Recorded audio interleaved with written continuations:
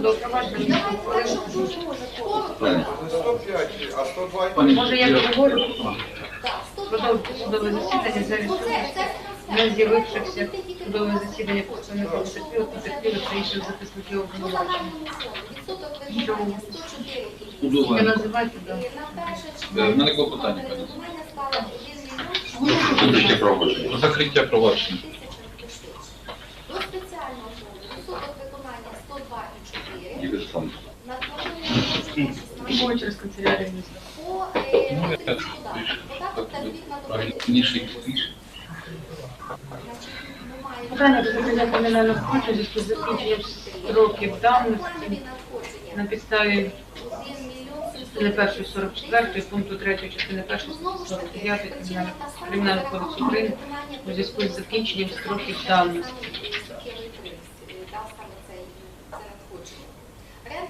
Потерпілого представника у нас немає. Заявлялись цивільні позови, тому необхідно викликати даних осіб, щоб вони могли висловити свою думку, хоча думку прокурора. Ваш честь, вважаю, що все ж таки необхідно спробувати викликати потерпілих, які приходять по цьому епізоду, і викликати, вислухати їхню думку і вже потім прийняти рішення.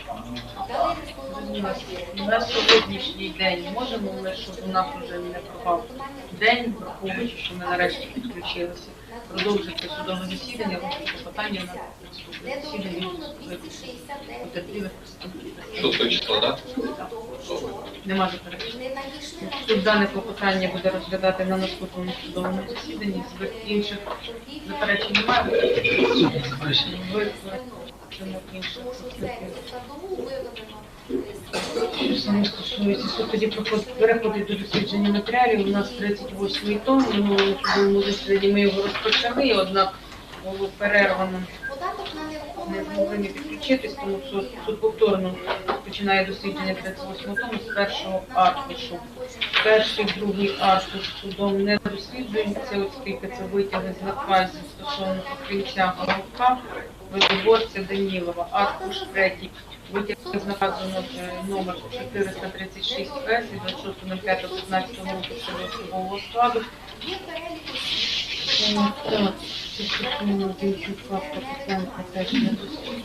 Четвертий аркуш витяг з наказу від 3.11.15 номер 955 С стосовно Марченка і Видиборця досліджується стосовно Марченко. Згідно пункту 63 було скорочення штатів. Звільнення ЗК, аркуші 4-5, аркуш 6, витяг газу стосовно Євніцького, 4.11.15 року 66 ОС, відрядити в розпорядженні управління Державної служби охорони правового управління Української області, Державної міліції Євніцького, також цей наказ стосується слідника по матеріалах розпровадження, він не проходить. Аркуш 7. Та 8 додаток до наказу. Від 19.07.11 року номер 404 ОС про організаційні штатні зміни в управлінні ДАІ Головного управління України в місті Києві. Пам'ятаєте, ми на минулій сесії, чи позаминулій, приймали рішення, щоб розробити ті ділянки, які роками не розроблялися. Долучається штат управління ДАІ Головного управління України в місті Києві на одному аркуші. Витяг В штату. цілому всі зацікавлені. Розкладу особового складу управління, заступник начальника управління і полковник міліції. Це 25%, мільйон гривень. Полковник міліції Ми Опанасенка. так пройшли. Я хотів, щоб ви контролювали, які причини для отримання цих суб'єктів тоді вперед. З наказу Мільйон гривень за квартал. 10.10.17 року номер 757 щодо особового складу призначено Чи, можливо, старший я лейтенант просто міліції згущаю Зєваєва, краски, що до кінця року все буде пробачено. командира 3-го особового става і 77% старшину міліції Сологуба 970 тисяч 255 гривень, майже мільйон. Аркуш 10 не досліджується, стосується. Я кажу для прикладу, що ми багатьом фермерам дали чагарника, і розробили, що не всі посіяли, і будемо вимагати від них орендну плату. Вони будуть платити.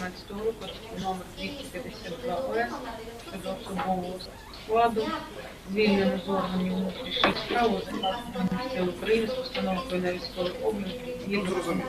під пункт пожежа власним бажанням пункту 64 старшого лейтенанта міліції Зєваєва.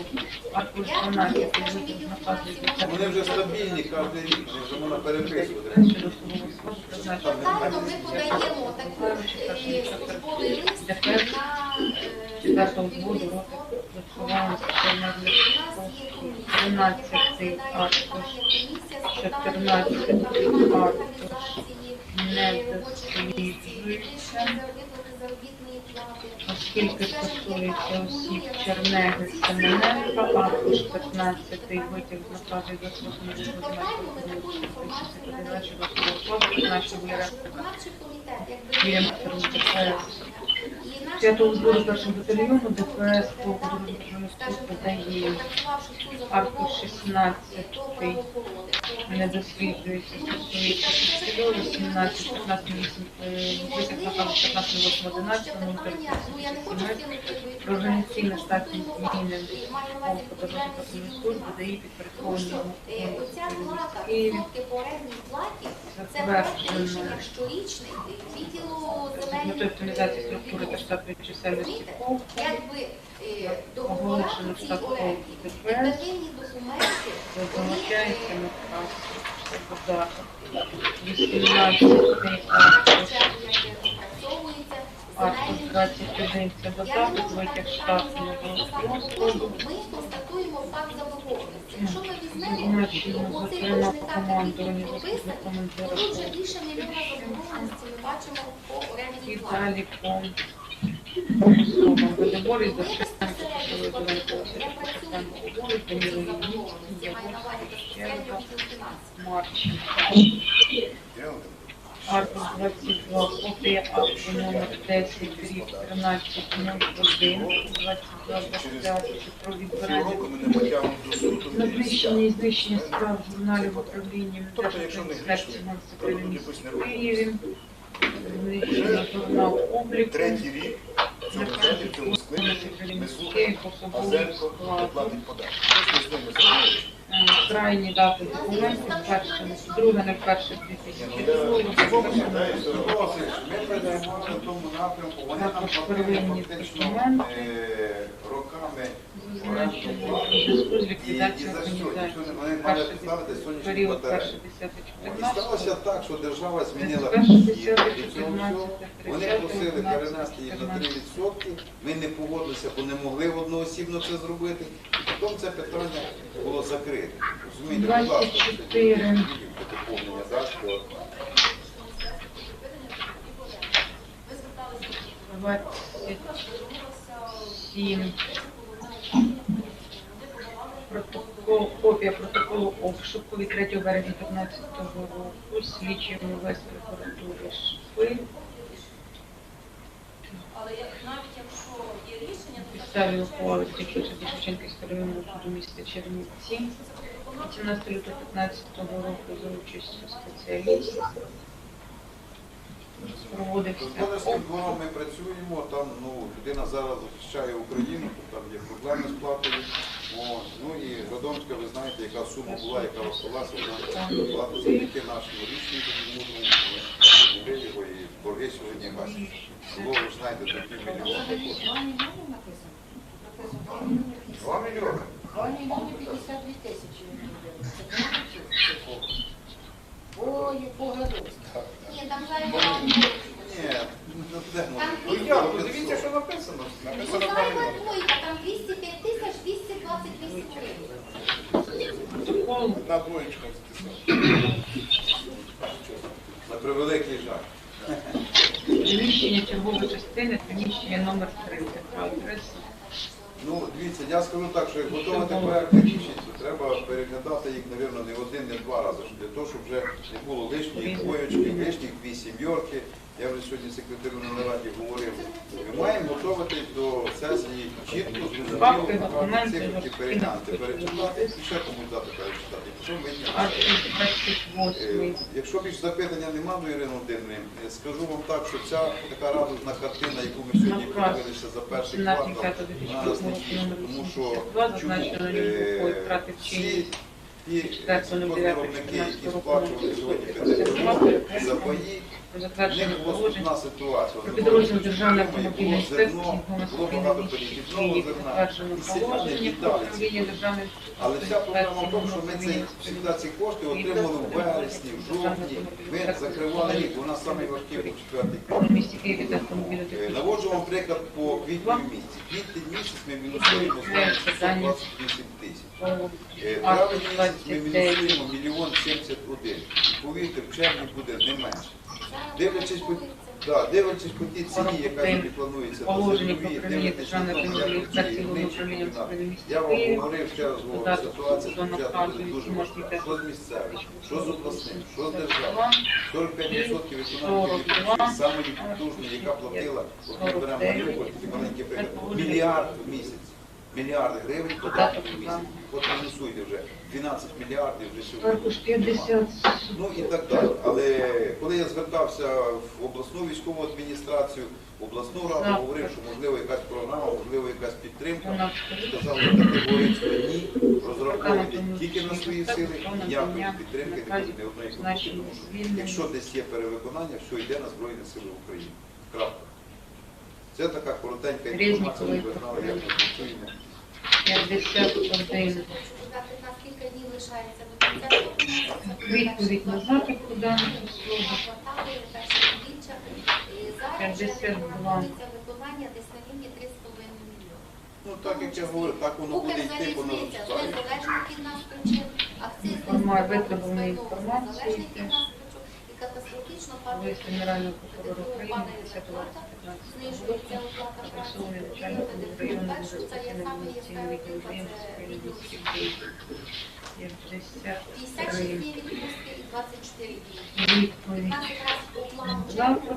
було передбачено ПДФО на 56 днів.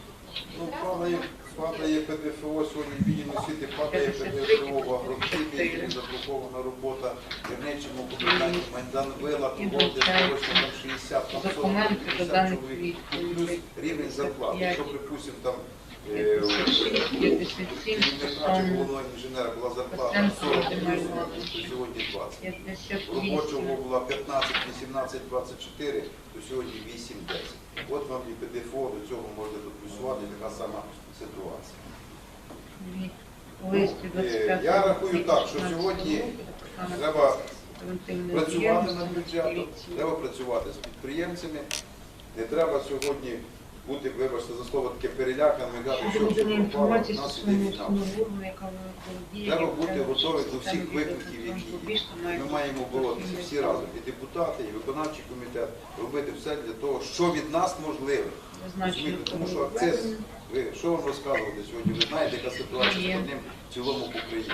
Якщо привезли нам 4 тонни сьогодні дизельного пального, скажімо так, по пільговій ціні там, по 50 гривень чи по 50 гривень, ну, то якраз ми його розбили на наші комунальні підприємства, лікарня, первинка, від завод треба дати, треба обов'язково, тому що хоча б по полону, яких 200 літрів подати, щоб від них розвести. Плюс одне комунальне підприємство, друге комунальне підприємство, поліція, надзвичайні ситуації. Що таке 4 тонни на район? Ви ж розумієте, це на 2 неділі, це вони не кожен тиждень там треба. Але нічого, потихеньку десь закриваємо газом, десь закриваємо бензином, закриваємо дизельним пальним, залучаємо всіх небайдужих, трошки залучили сьогодні Шепетів, військові адміністрації, підтримали наше одне і друге комунальне підприємство. Зараз постійно йде заготовка сьогодні дров на новий опалювальний сезон. Це теж буде проблема номер 1, особливо ті, хто на газу, це реальна катастрофа. Я це відчуваю, мабуть, на рівні держави всі. Сьогодні Кабінет міністрів, президент постійно наголошує на тому, що всі готуються до опалювального сезону. Є можливість десь переобладнати, потрібно опалювання. Як би там не було, ще лісу є, ще є, що вирізати, можна чистити посадки, будемо заховуватися. Якщо 82 запитань немає, чи є питання, запитання? 83, 84, 85 технічне завдання. Офіційна статистика, але ж вона вже прозвучала, що за період війни, значить, бізнес більше пішов в тінь, ніж було до війни. А як у нас? Сьомий. Ну, дивіться, як в плані, той бізнес, який був в ціні, я вам назву, це алкоголь і тютюн, він так і остався в тіні, він то собі не виводив ще з 91-го року. Розумієте, все остальне, там, де є дозвіл на сьогоднішній день, кому не сплачувати там перші, другі групи податків, то вони не порушують закон. Хоча я говорив, що давайте розіб'ємо, де йде війна, давайте навіть заберемо Київську область, я розумію, що там є проблеми на сьогоднішній день, але я не розумію, чому в Хмельницькій області, 111 Тернопільській, системи відеоконтролю Львівській рубіж від 7 червня не платять податків. Для мене це не зрозуміло. Треба було розділити. Чомусь, можливо, теж десь трошки не допрацювало. Це аркуші Ну, 111. але це не наша компетенція. Знаєте, те, що ми могли зробити, то ми зробили. Я рахую, що, знаєте, сплата податків – це не сьогодні не комісія, це сьогодні не прокуратура, не податкова, це совість кожного підприємця сьогодні, який працює на теренах України. Невже це треба смикати, вибачте, за воротник і кричати, плати податки? Ну, прийшов місяць, зробив звіт, проплатив, є проблема, візьми кредит, є питання десь якоїсь збиткової продукції, перестань її випускати, переходь на більш прибутковий бізнес. Ну, є в нас, ми ж з вами не виросли десь, слухайте, в Києві, ми виросли в повному, ви знаєте, які підприємці працюють успішно, яких є результат позитивний, ми його бачимо. А хто їв з кулака сало вивезти і забити, то це і пори його їсти. Але дивлячись на той, які фічари і дозвіл підписують, те, що держава дозволила переганяти ці машини під нульовими, то це ж також втрати в бюджеті. 500 мільйонів доларів. 500 мільйонів доларів. Зараз саме пік. Ну, я вам скажу так, що сьогодні черга стоїть десь на 27 кілометрів. Я позавчора на Шикінію їхав, на в'їзді з Перемишля за сік спеціально, 22 кілометри, це Шикіння. Ну, на сьогоднішній день 27 кілометрів вчора. Чи встигнуть вони всі до першого числа переїхати? Про надання доступу до матеріалів. Знаєте, дивіться, я вже теж говорив, знову ж це питання стоїть людського фактору. Якщо тобі держава дозволила, це не значить, що ти маєш поїхати купити за 50 тисяч сьогодні доларів автомобіль. Якщо людина везе за 2600, я розумію, це необхідність. Завести молоко, хліб, випічку якусь, слухай, ну, вести бізнес. Коли ти заганяєш за 40-50 тисяч доларів, то в них тих поляків, німців очі квадратні. Ми сьогодні даємо консерви, ми даємо печиво, ми даємо ковбасу, а вони везуть за 50 тисяч доларів машин.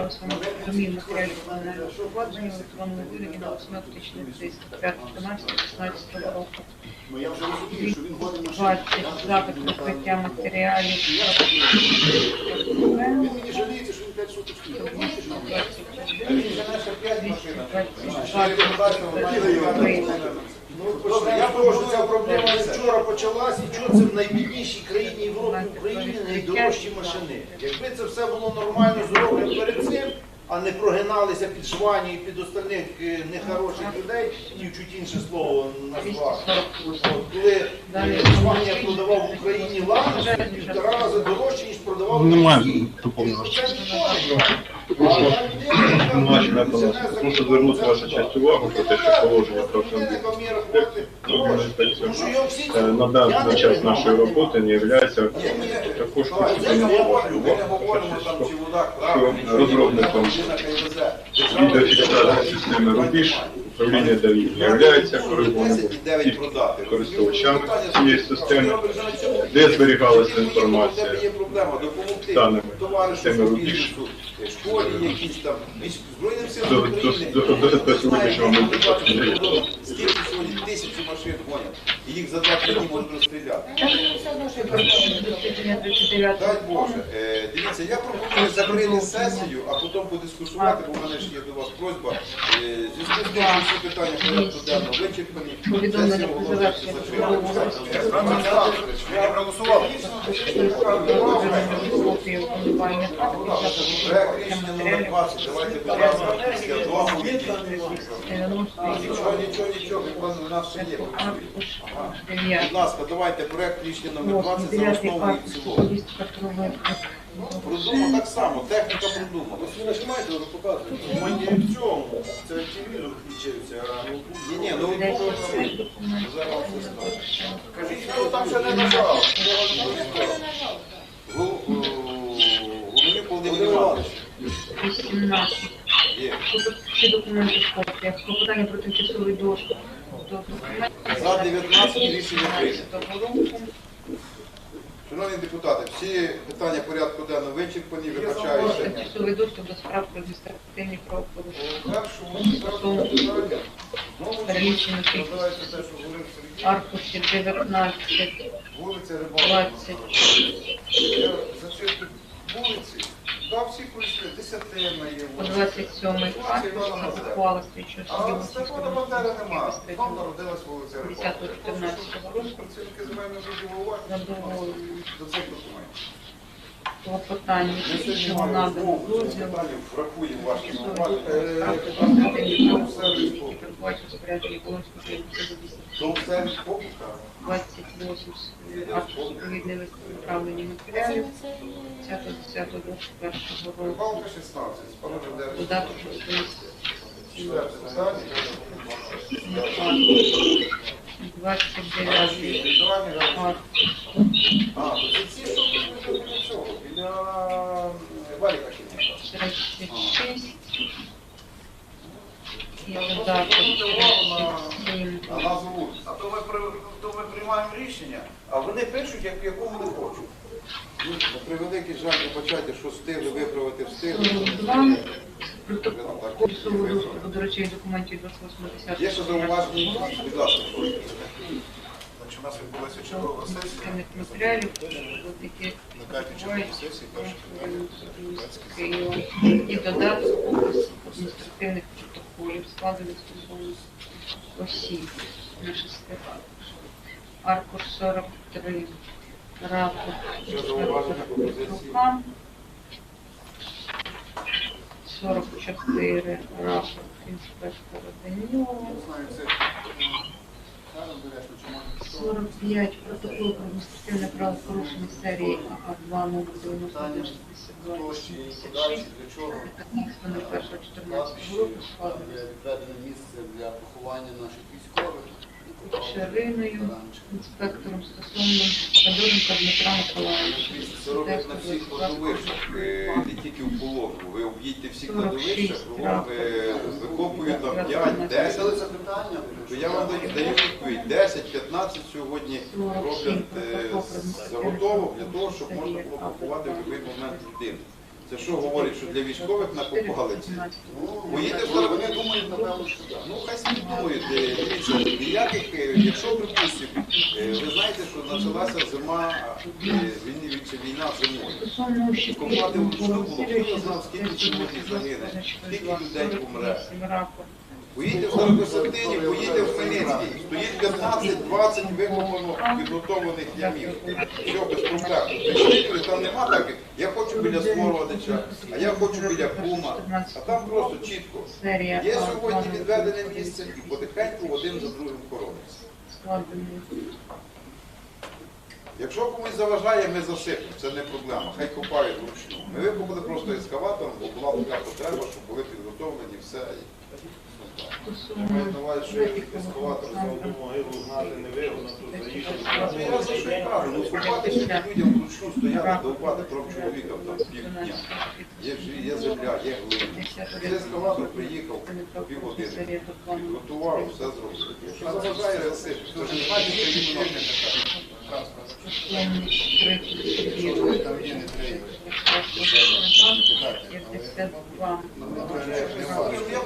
Практика всіх сьогодні. Розумієте, воно боляче сприймається тими людьми, які поважені служби. Ніякого зауваження не зробили, ми ж там походили. Врахуйте, не одно нашого виявили. Рапорт. Копія від 29.12.13 семінарка. Ще зауваження пропозиції? Немає? Будь ласка, якщо немає, сесія оголошується закрита.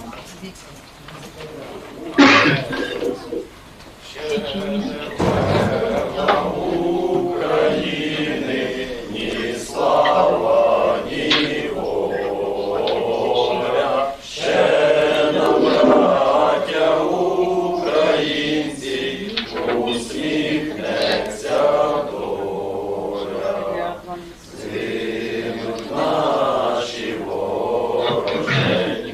центрі. Як роса на сонці, запанує ми, браття, у своїй стороні. Душу й тіло ми положим за нашу свободу і покажем, що ми браття козацького роду. 61 рапорт 29.12.13 за підписом Васюти. 62 протокол про адмінправопорушенням серія А2 номер 92-9014 7.01.14 складений стосовно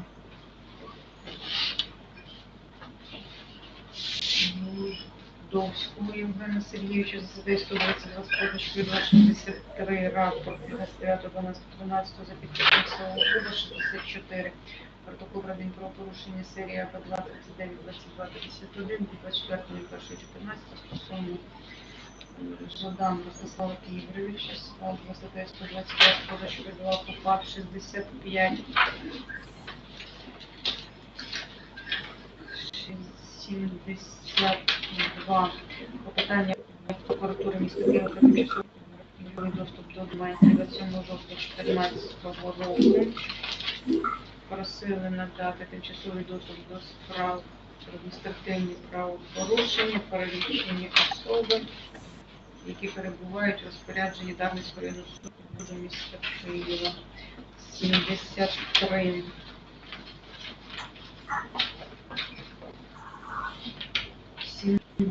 80 копія ухвали слідчого судді від 5.11.14 року Голосіївського районного суду міста Києва. Задоволено клопотання слідчого, надано тимчасовий доступ до справ про адміністративні правопорушення, перелічено стосовно осіб, які перебувають у Дарницькому районному суді міста Києва. 81, 83, 84, 88. Протокол тимчасового доступу до речей і документів від 14.11.14 року. Здійснювався тимчасовий доступ до Дарницького районного суді міста Києва і додаток описи, які справи вилучені з прізвищами. 89. Рапорт від 29.12.13 за підписом Дорошенка. 90. Протокол про адміністративне правопорушення серії А2 90-25-85 від 18.01.14 року стосовно складений стосовно Євніцького Вадима Миколайовича за статтею 122 КУПАП 91. Рапорт від 29.12.13 за підписом Щерби.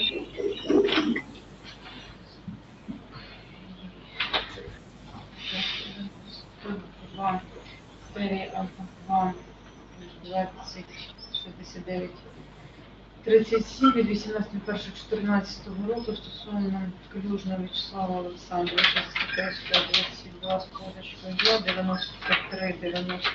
93-94 рапорти інспектора Серветник, дати не зазначено. Рапорт за підписом Марченка від 29.12.13 року. 95 акт порушення серія Б2 2069-29 від 9.01.14 року складений стосовно Корвін-Петровського Антона Олексійовича за статтею 122 КУПАП 96 рапорт за підписом Прокопенка 29.12.13 протокол про адмінправопорушення серія Б2 38-36-23 від 3.01.14 складений стосовно Хіргій Дмитра Геннадійовича за статтею 22 КУПАП 98 рапорт за підписом 29.13 року. 99 протокол про адмінправопорушення від 18.01.14 серія АБ2 38-36-39 стосовно кабінету Андрія Вікторовича складу за статтею 122 з позначкою 2. 101 рапорти інспектора Чеморисик 18.01.14 року і Сологуба від 29.12.13 року. 102 протокол про адмінправопорушення від 18.01.14, серія Б2 38 42 69, складений стосовно Нікітина Павла Вікторовича, за статтею 122 з позначкою 2. 103 приклеєно резолюція Комишина від 29.12.13 направлення за належністю Шумура. І рапорт від 29.12.13 Сологуба. 104 протокол про адмінправопорушення серія Б2 385212 від 18.01.14 складений стосовно Євніцького Анатолія Петровича за статтею 122 з позначкою 2. 105 106 рапорти інспектора Гуляренка Юрія і Кошового від 29.12.13. 107 протокол про адмінправопорушення 18.01.14 серія А2 від 18.78 складений стосовно Ахмета Ольги Іванівни за статтею 122 з позначкою 2. 108 109 рапорти інспектора Панчука від 18.01.14 року і Дорошенка від 29.12.13. 110 протокол про адмінправопорушення і його копія, це 110-111 від 17.01.14, серія АБ2 38-36-35, складений стосовно Олександра Миколайовича, це 122 з позначкою 2. 112 рапорт 25.12.13 стосовно Дорошенка, складений 113 протокол про адмінправопорушення 18.01.14, серія АБ2 20-69-36, складений стосовно Руденка Богдана Ігоря, за 122 позначкою 2.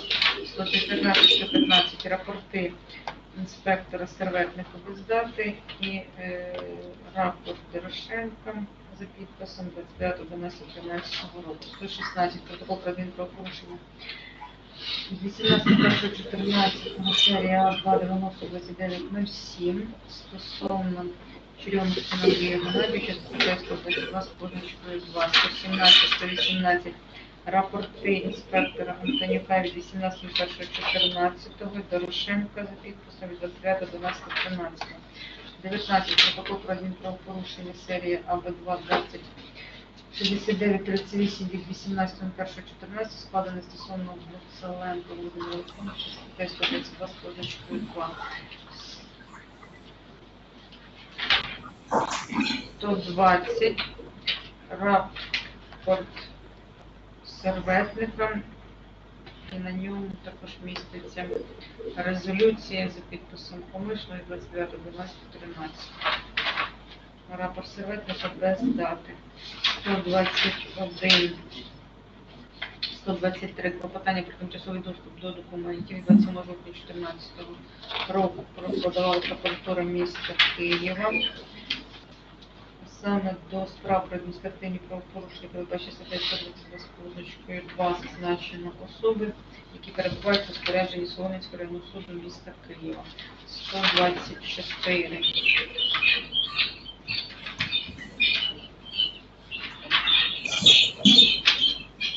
136. Ухвала слідчого судді Російського районного суду міста Києва 5.11.14 року. Клопотання слідчого задоволено, надано тимчасовий доступ до справ про адміністративні правопорушення передбачені статтею 122 з позначкою 2 щодо осіб перелічено кількість осіб, які перебувають в розпорядженні Шевченківського районного суду міста Києва. 137, 138, 139, 142. Це протокол тимчасового доступу до речей і документів від 14 листопада 2014 року до справ, які перебувають у Шевченківському районному суді міста Києва, також опис речей і документів. 114 рапорт за підписом Ахмета Олександра Миколайовича 29.12.13 року. 144 протокол про адмінправопорушення від 21.01.14 року, серія Б2 37 86 складений стосовно Польва Криві Володимира, 142, 145, 147, клопотання про тимчасовий доступ до документів 27 жовтня 2014 року. Прокуратура міста Києва, теж до справ адміністративних правопорушень. Передбачить стаття 122 з позначкою 2 стосовно осіб перелічені, які перебувають в розпорядженні Дніпровського районного суду міста Києва. 148, 156. Ухвала про тимчасовий доступ до речей документів. Копія погано 14 рік, слідчий суддя Російського районного суду міста Києва задоволено клопотання прокуратури. Надано тимчасовий доступ до справ адміністративних правопорушень, передбачені статтею 122 перелічені особи, стосовно яких, які перебувають в розпорядженні Дніпровського районного суду міста Києва. 157, 161,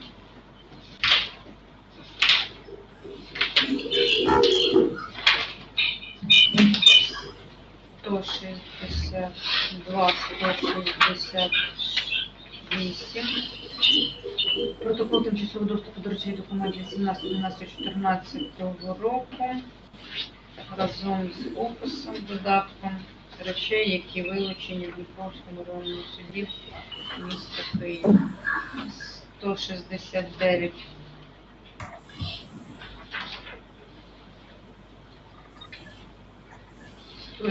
171, 172, 174, протокол тимчасового доступу до речей документів 18 листопада 2014 року, тобто приміщенні даних районного суду міста Києва, здійснювався і опис, додаток до нього.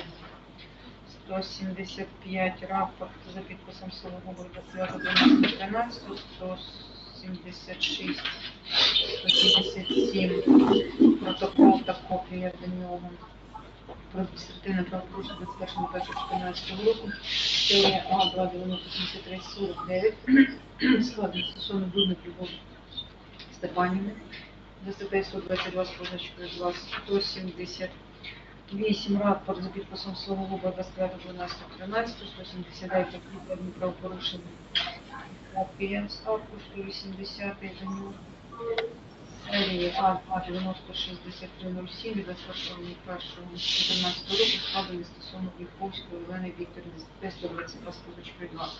181 рапорт за підписом Кошового без дати. 182 протокол адміністративного правопорушення від 27.01.14 року, серія А2-90-73-50 стосовно Прилуцького Антона Олександровича за статтею 122 з позначкою 2. 183 рапорт Щерби від 29.12.13 року за підписом Щерби. 184, 185, протокол про адміністративне правопорушення до нього від 20 січня 2014 року, серія 2-90-60-11. Доброго дня, Олександр Глібович.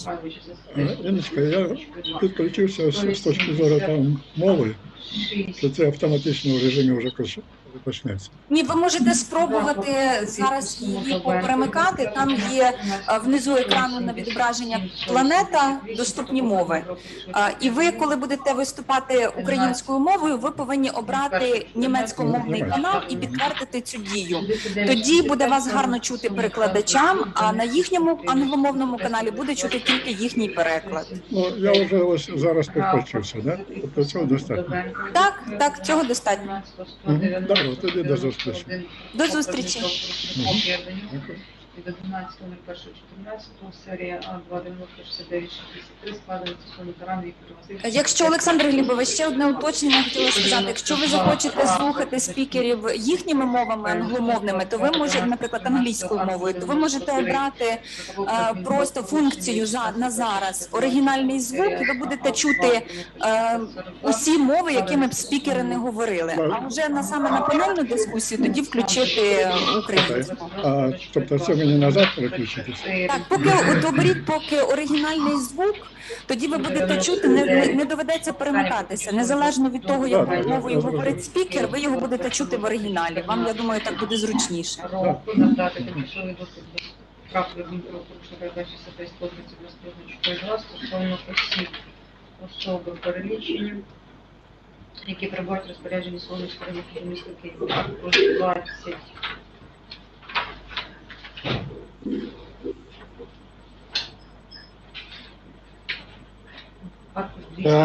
Аркуш 200, 211.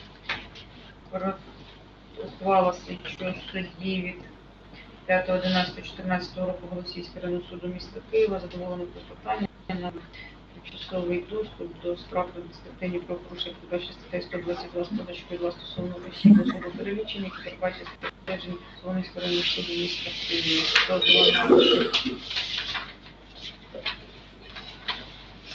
Що 15. Протокол тимчасового вилученого майна від 13.11.14 року проводилося в Солом'янському районному суді міста Києва. 216 рапорт за підписом Зєваєва. Дати. 117. Вибачте, вже я запам'ятаючи язик. 217. Протокол про адміністративне 217. Протокол про адміністративне правопорушення 20.01.14 номер А2 91 96 90 стосовно Свіру Солени Юріни, стаття 122 позначкою 2. 218 рапорт за підписом Зєваєва без дати. 219 протокол про порушення серії АВ2 240849 18.01.14 складено стосовно Терещенка Анатолія Михайловича, стаття 122 позначкою 2. 222. Клопотання прокуратури міста Києва слідчий тимчасовий доступ до документів 27 жовтня 2014 року. Також доступ про адміністративні правопорушення передбачені статтею 122 КУПАПу стосовно осіб, документи матеріали перебувають розпоряджені Деснянського районного суду міста Києва. 223. 228. Ухвала слідчого судді від 3.11.14. Голосіївського районного суду міста Києва клопотання задоволено, надано тимчасовий доступ до справ адміністративних правопорушень передбачених 22. Позначкою 2 КУПАПу перебувають розпоряджені Деснянського районного суду міста Києва. 229. 231. 232.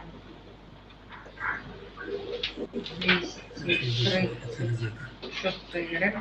Це протокол тимчасового доступу до речей документів від 12.11.14 року з додатком до нього описом кримінальних протоколів адмінправопорушення та рапортів. 235 копії рапорту за підписом. Dear participants, we're about to start in 10 minutes. Please pay attention. In the course of the event, the simultaneous interpretation is provided. We kindly ask speakers delivering information in English to choose English channel, and those who will speak in Ukrainian to choose German channel, as Zoom doesn't recognize Ukrainian language correctly. Listeners should choose channel of the language they want to listen. Languages can be found in the lower panel, the globe sign. Шановні учасники, під час заходу забезпечено синхронний переклад. Просимо тих, хто доповідатиме українською, вибрати німецькомовний канал, адже Zoom не розпізнає коректну українську мову. А тих, хто доповідатиме англійською, вибрати англійськомовний канал. Просимо слухачів вибрати канал тієї мови, яку вони хочуть почути. Канали можна обрати внизу екрану, іконка планети. Без дати 241 протокол про правопорушення серія АВ2 02 373 від 18.01.14 року складено стосовно Петра Миколайовича. 122 з позначкою 2 КУПАПу 242 рапорт Кошового, за підписом Кошового інспектора складати протокол про адміністративне правопорушення 243, серія АБ2 02 2364 15.01.14 року складений стосовно Третяк Юрій Володимирович, 322 з позначкою 2, 244. Рапорт за підписом Сологуба Олексія 12.12, 245. Протокол про адмінправопорушення від 18.01.14, серія АБ2 02 2372 стосовно Євніцького Анатолія Вікторовича складений 322 з позначкою 2, 246, 247. Рапорти за інспектора Танконого з підписом інспектора за підписом Сологуби за 9.12.13 року, 39-й фонд досліджено. Учасники працювали, будь ласка, сторона обвинувачення. Тут повної немає щось. Ваша честь, Тищенка. Аналогічна ситуація по рапортам відсутні реєстраційні номери, так як ми казали, і вони не зрозуміло, як вони передавалися. Якщо де ми досліджували, є два резолюції за підписом Комнишного, що свідчить, що він цей документ бачив. І друге питання, що за належністю, відповідно до наказу 3 одиниці 2009 року, за належністю підрозумовує, що передаються зазначені рапорти підрозділу адміністративної практики полку. Тому що при малозначних правопорушеннях переслідування транспортних засобів забороняється. Тому мені не зрозуміло, чому вони попали в якісь районне відділення ДАІ. Дослідження тому номер 40, аркуш 1, протокол про адмінправопорушення від 18.01.14, серія АБ2 02 2370 стосовно Каргуні Ігоря Анатолійовича, 2 рапорт інспектора Романюка. Hello, can you hear me? Без дати 3. Hello, we can hear you. Okay, thank Can you you. hear us as well? Yeah, thank you. Great, thank you very much. And what about me, Ina? Yes, we can hear you. Hello. Thank you for joining us. Від 15.01.14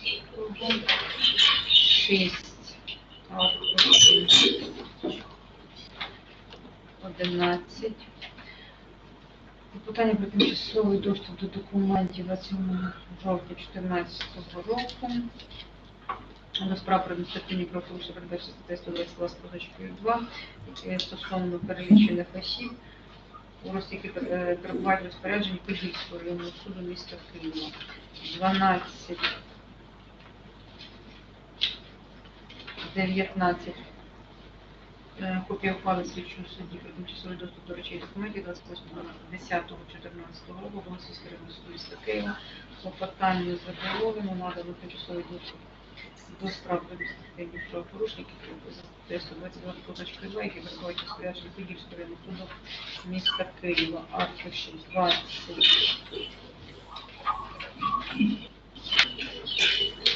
25. Протокол тимчасового доступу до речей документів від 14.11.14 року. Здійснювалася слідчі дії в Подільському районному суді міста Києва. 26. Рапорт за підписом інспектора Кошового 29.12.14 року. 27. Протокол про адміністративне правопорушення від 17.01.14 року. Серія АБ2 38.82 складений стосовно Зєваєва Андрія Олександровича. Це стаття 122 з позначкою 2.28. Рапорт за підписом Видиборця 29.12.13, 29 аркуш протокол про адмінправопорушення, серія АБ2 27.13, 27.18 січня 2014 року складений стосовно Кононець Андрії Юріївни. 30. Рапорт за підписом інспектора Гуляренка 29.12.13. 31. Протокол про адмінправопорушення серія АБ2 38.31, 81, 18, 14 складений стосовно Єворова Євгена Володимировича 322, 32, 32.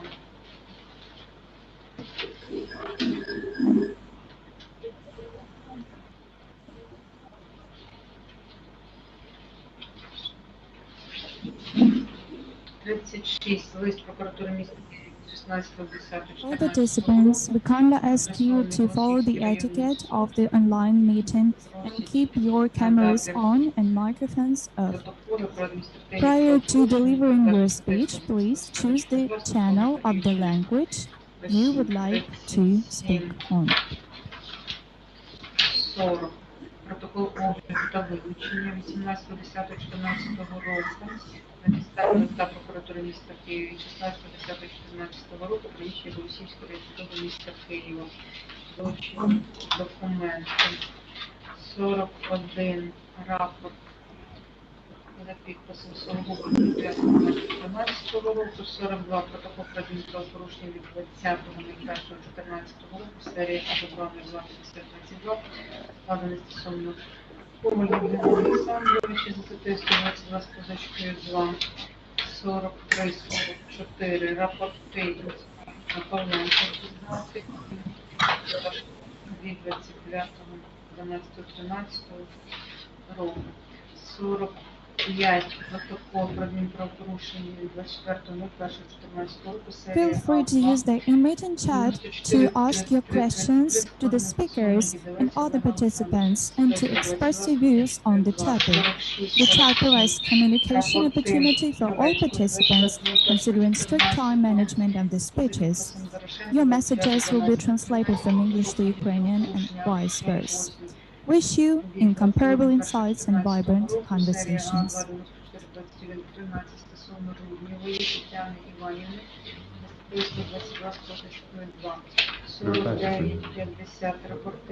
Доброго дня, шановні колеги.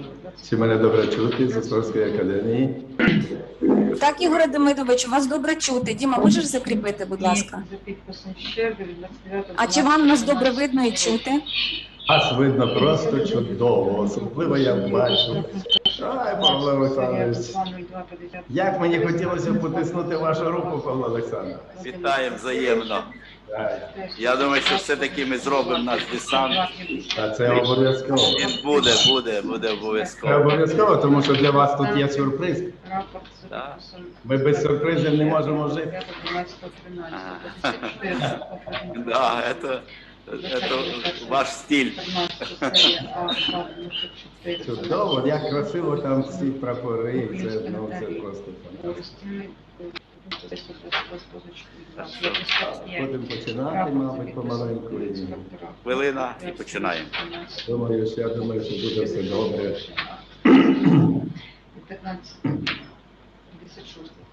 15 січня 2014 року серія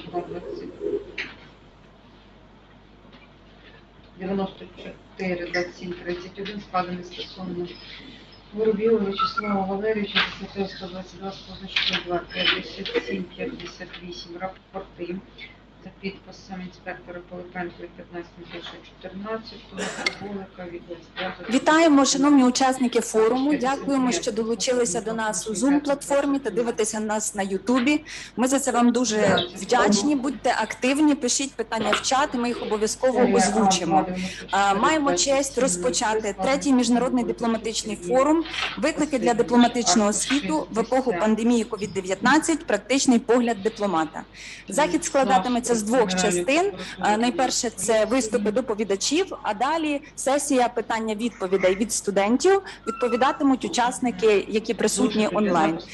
Безпосередньо з координаційного центру, з медіа-центру присутні посол Хорватії Аніца Джаніч, а також генеральний директор Павло Олександрович Кривонос. Для відкриття заходу і вітальної частини пропоную нам повернутися у минуле і подивитися привітання від засновників Острозької академії, княжни Гальської Острозької і князя Василя Костянтина Острозького. Прошу. 64. Відповідь на запит. Зазначили, що знак зошит там знищено і долучається автор. 5-3-16-59. Dear guests, we have the honor to welcome you to this Holy Land for every Ukrainian. donating 6,000 copies of Lithuanian currency to the foundation of the Academy for Educating, I, Princess Halishka Ostrowska, believed that our academy would become the center of enlightenment of all Rus Ukraine and would be remembered in many years hence. I, Prince Vasil Konstantin Ostrowski, the founder of Ostrov Academy, the first high school in Ukraine and Eastern Europe, believe that the result of our today's meeting will give a powerful impulse for a further dynamic development of the National University of Ostrov Academy. Welcome to the National University of Ostrov Academy.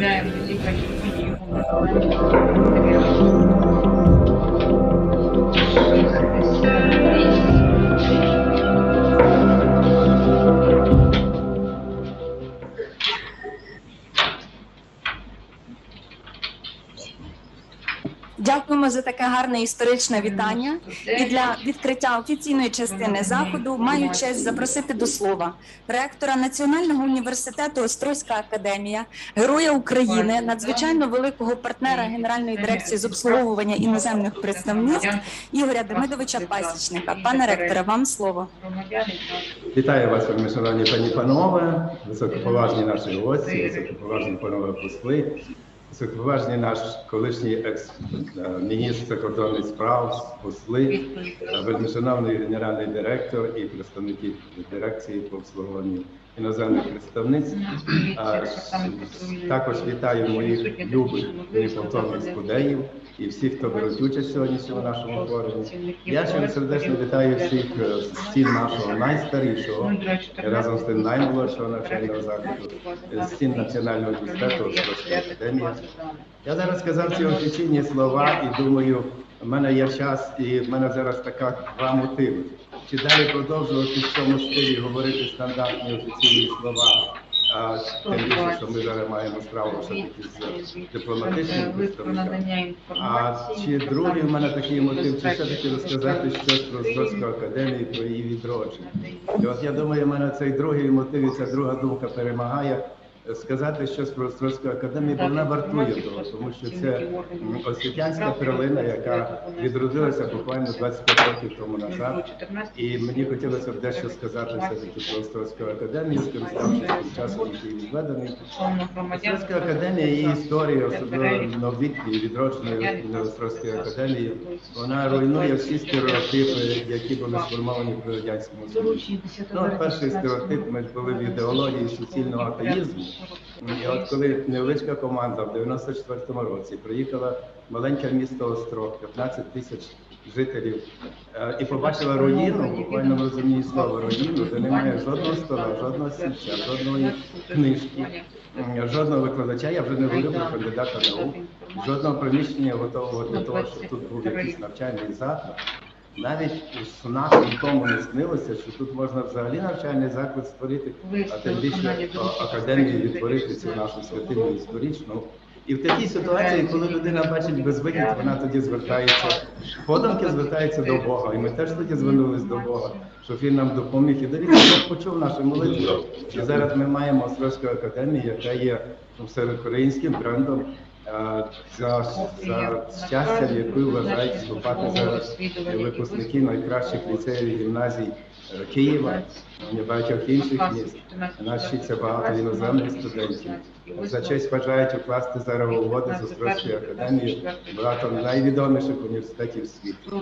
Ми ведемо дуже багато обмінних програм. І все це за ці 25 років, і це дійсно чудо. Другий стереотип, який був в Радянському Союзі при марксизмі і ленінізмі, це те, що маси творять історію, маси є гегемоном історії. А ось ми, коли відроджуємо Острозьку академію, за цей період переконалися, що історію все-таки творять особистості. Особистості творять держави, особистості творять підприємства, особистості творять і університети. І з цього приводу зараз я так мимоволі пригадую, хочу пригадати два випадки, які говорять про те, підтверджують ці слова, що я говорю. Один, який пов'язаний з 94-м роком і один, який зовсім нещодавно. І 94 рік на нашій території стояв дуже старий автобус, нікому не потрібно, він взагалі навіть не рухався. І місцеві водії відремонтували його, запустили двигун, і він рухався десь швидкістю 30 км на годину. От не рухався він швидше. А поруч із нами були лісники, вони мали новий автобус. І ми зателефонували, вирішили зробити такий чек, щоб міняти наш автобус на їхній новий. Ми так думали, що в лісі швидкістю 30 км достатня швидкість для того, щоб їхати, і там не треба новий автобус. Це ми так думали. Але лісники думали по-іншому. І коли вони приїхали до нас, головний лісничий на своєму новому автобусі, і вийшов і сказав, ну покажіть той автобус, який ви хочете поміняти. І коли йому показали, говорили, кого ви мене маєте? Це ж буквально металобрук.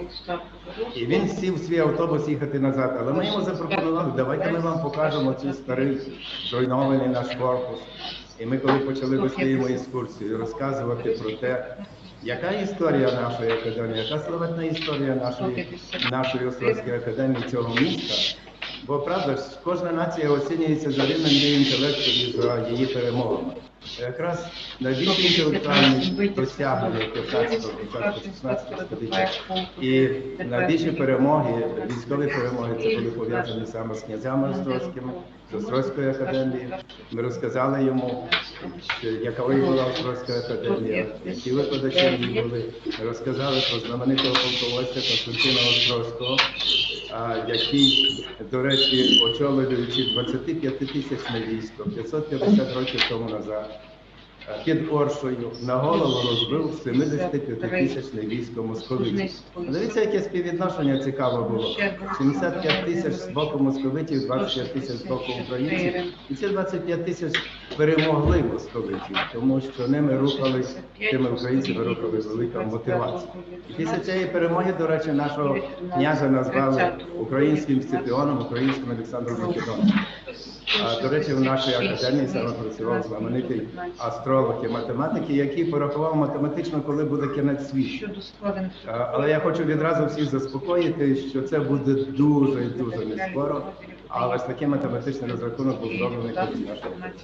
І коли ми розказали цьому колезі про цю славетну історію нашої академії, він прийшов і говорить, ми не забираємо цей ваш старий автобус, але ми даруємо вам свій новий автобус. Ну, дивіться, це був чинок, це особистість. І зовсім свіжий приклад. 3 роки тому назад до нас приїхав високопоставлений чиновник з Києва, із столиці. Чомусь, коли із столиці приїздять чиновники, в них такий особливий вигляд обличчя. І у нього теж був такий вигляд обличчя, коли ми йому показали наш старомонастирський корпус, коли ми розказали йому про цю історію. Його обличчя стало більш лагідним. Коли ми показали їм новий корпус, шановні колеги, ви сьогодні побачите наш новий корпус. Це архітектурне чудо України. Він побудований за принципом відкритий простір. І ви направду, ви нічого, я так думаю, не бачили нічого подібного серед навчальних закладів.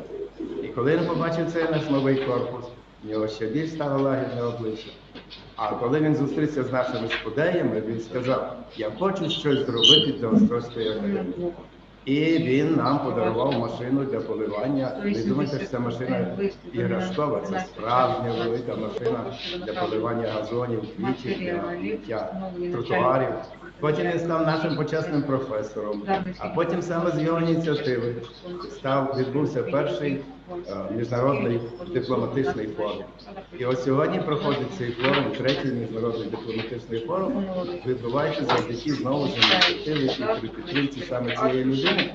І ви вже, мабуть, здогадали, що це був ніхто інший, як генеральний директор Дирекції про обслуговування іноземних представництв Павло Кривонос. Він, до речі, зараз після мене буде якраз вас питати і виступати. І тому, шановні колеги, я ще раз хотів би сказати, що історія Острозької академії, і колишньої, і теперішньої, це історія окремих особистостей. Я знаю, шановні колеги, що ось цей коронавірус, ця пандемія, вони привели нас всіх трохи до ізоляції такої соціальної і до певного емоційного виснаження. І тому, коли я впевнений, що після екскурсії по Острозькій академії, особливо після відвідання Острозької академії, ми вже перевірили, що кожна людина ніколи нічим не хворіє, в тому числі на коронавірус. зате назавжди хворіє Острозькою академією. І я якраз хочу побажати вам після знайомства з Острозькою академією саме цієї хвороби, а хочу побажати, щоб на нашому форумі завжди панував хороший настрій піднесений, і нехай панує на нашому форумі емоційний інтелект. Я не розказував спеціально про найбільше досягнення Острозької академії, це її студентів, наших студентів. Тому що ви незабаром будете з ними спілкуватися і зробите висновок про ці неймовірно чудову молодь, яка насправді буде будувати ту Україну, про яку ми з вами, про яку мріють українці. І тому я не прощаюся з вами, я бажаю вам хороших вражень, ми ще з вами зустрінемося неодноразово. А зараз я передаю слово моєму колезі Петру Володимировичу. Дякуємо, Ігорю Демидовичу. Запрошуємо до слова Павла Кривоноса, генерального директора Генеральної дирекції з обслуговування іноземних представництв, надзвичайного і виконавчого посланника другого класу. Прошу, Павла Олександровичу. Високоповажний пане ректора Ігорю Демидовичу, надзвичайні і повноважені посли, представники дипломатичного корпусу, шановне студентство. Для мене дуже велика честь, котре відкривати разом з Національним університетом Острозька академія Міжнародний дипломатичний форум. Хочу розпочати зі слів подяки за довіру та багаторічні партнерські відносини. Випускники нашої академії працюють завдяки нашим зусиллям у посольствах іноземних держав. Було дуже багато десантів, студентів, які приїздили з вашої академії. Вони приїздили як волонтери, допомагали в різних заходах, які проводилися в Києві. І особливо було дуже приємно, коли ми були у вас в Острозькій академії з форумами. Посли відмічали, що дійсно студенти дуже володіють мовами. І вони питали, хто їх навчає. Це якраз навчають ваші професіонали, професорсько-викладацький склад. Сьогодні до форуму долучились надзвичайні та повноважені посли, представники дипломатичного корпусу В'єтнаму, Індонезії, Індії, Ірану, Пакистану, Південно-Африканської Республіки, Марокко, Сполучених Штатів Америки, Спадщини, Таджикистану, Узбекистану, Угорщини, Хорватії, Киргизстану, Мальти, Молдови та ОБСЄ. В дискусії також будуть брати участь українські дипломати, практики з багаторічним досвідом: Володимир Огризько, Олександр Копчишин, Володимир Хандогій, Олександр Сліпченко, Юрій Лазуто, Олександр Цвєтков та Олександр Моцик. Ми також маємо честь запросити взяти участь у спілкуванні між студентами представників Міністерства закордонних справ України. Попри карантин і пов'язане з ним ускладнення, сьогодні до заходу долучилося 17 іноземних представництв та представників державних органів влади. Хочу скористатися нагодою і привітати академію, перший вищий навчальний заклад у Східній Європі з 445-ю річницею.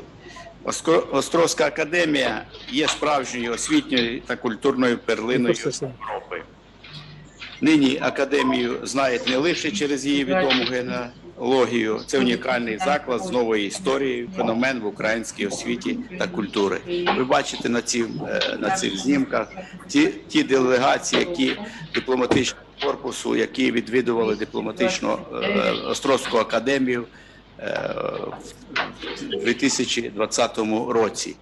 Такий самий десант готувався і цього року в цей святковий весняний сонячний день. Але ми зустрілися за цих обставин в слідчому форматі. Я хотів би, дійсно, це унікальна можливість, я думаю, формат відеоконференції, який є сьогодні, це тимчасова подія. Я думаю, все-таки ми очно приїдемо і при нагоді привітаємо академію. І це будуть зовсім інші враження, зовсім інші емоції. Ви бачите зараз на цих знімках та конференція, яка відбувалася із студентами, і потім той концерт молодих, талантливих українських наших музикантів, який нікого не залишив байдужим до цього. Я думаю, що кожний, хто поїде, а я думаю, бажаючих буде дуже багато, ми запрошуємо в Острозьку академію, то ви все це побачите. Вишитий герб, який ви бачите на екранах, буде презентовано колективу академії за першої ж нагоди, як привітання з таким визначним ювілеєм і на згадку про форум, який ми проведемо сьогодні.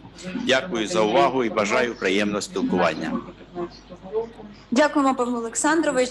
Запрошуємо завершити вітальну частину доєна дипломатичного корпусу, надзвичайного і повноважного посла суверенного Мальтійського ордену Антоніо Газанті Пульєзе ді Катроне. Your Excellency, the floor is yours, please. Hello, good morning. Can you hear me? Yes, Your Excellency, we can hear you. Okay, thank you. Excellencies, distinguished guests, dear friends. First of all, I would like to thank the head of the GDIP service, Mr. Krivonos, and all his staff for the invitation and for the support they have always provided to my embassy over all these years. It is a great pleasure for me to be here with you today as ambassador of the Sovereign Order of Malta and as a dean of the diplomatic corps accredited to Ukraine. The issues we are speaking about today are fundamental and very topical. Чергового знищено в I would like to make a brief reference to some of them.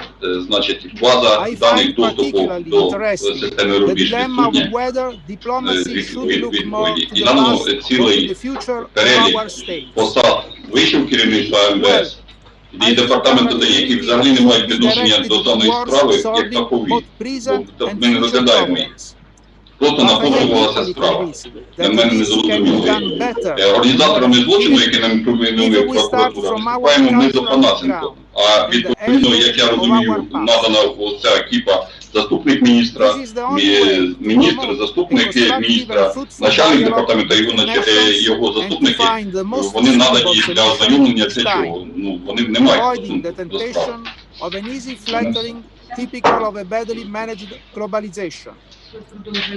I come from Italy, a country whose strength has been represented by a vast mix of different cultures and traditions for many centuries. And at the same time, I have the honor to represent the Sovereign Order of Malta in Ukraine, whose international prestige and credibility is based on 9 centuries of history. So, my message to the future generation of Ukrainian diplomats is to consider the history of their country as the root on which to build their own future together with other countries. However, today's central topic cannot once again be the pandemic. How should diplomacy react to this event that has shocked the whole world? The first response must be strong and courageous. More than ever, diplomacy must promote the values of peace, cooperation, and understanding between peoples. In the face of this global threat, it is necessary to reaffirm the fundamental values of the human being and of humanity as a whole, going beyond the selfishness and particularism of individual states. Now, more than ever, it is necessary to give voice to the so-called humanitarian diplomacy, in which the Sovereign Order of Malta has been engaged for many decades. We must make it clear that the pandemic is not a problem of individual states, and that it will not be solved by fighting it in one state rather than in another. It is a worldwide problem, and the fight against it must involve everyone at the same time. In this context, economically and technologically developed countries has a specific duty. to support the weakest communities. In this area, diplomacy will have to take on a clear and efficient message of international cooperation. It must include, first of all, the exchange of information and the share of the latest findings in the fight of the disease. In addition, diplomacy must also face up another challenge, partly prompted by the spread of COVID-19 and partly given by the global technological evolution. I am talking about communication. The United Nations headquarters in Geneva has set up viable digital platforms to enable video conferences between the delegations of the various countries. To date, more than 1,200 online meetings have been held. It has to be underlined, anyway, that such platforms need to be managed with adequate technical and specialistic support in order to be efficient. In this regard, I would like to thank once again the GDIP Media Center team for their cooperation and professional support, which they offered during the latest video conference about COVID-19 in eastern Ukraine organized by my embassy. Apart from this, of course, diplomats will need to be flexible, willing, and inventive in their use of such media. However, it is obvious that in cases where it is necessary to proceed with complex and delicate negotiations, in-person meetings, and often many are needed, can never be replaced by those on even the most sophisticated digital platforms. Therefore, it can be concluded that technology is and will always be more supportive of activities, making them simpler and faster, but it can never replace the personal contribution and sensitivity that each of us expresses in a person meeting.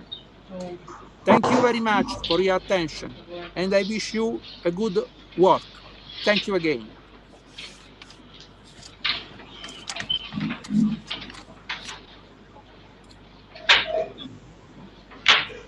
Дякуємо, пане посол, за ваш виступ. Ми бачимо, що ви перебуваєте десь в дорозі. За це особлива вам подяка, що ви знайшли цих кілька хвилин, аби увімкнутися і привітати наші зусилля і наш форум. Також дякуємо вам за співпрацю. А нині можемо перейти з вами вже відповідно до частини доповідей у межах нашого форуму «Виклики для дипломатичного світу в епоху пандемії. Практичний досвід дипломата». Я прошу нашу організаційну групу направити програму в чат. Також направити посилання на файлообмінник з програмою у чат YouTube-каналу, аби всі учасники могли подивитися тих, хто виступатиме. А наразі прошу до слова надзвичайного і повноважного посла Південно-Африканської Республіки в Україні Андре Гроєневальда. Your Excellency, the floor is yours, please.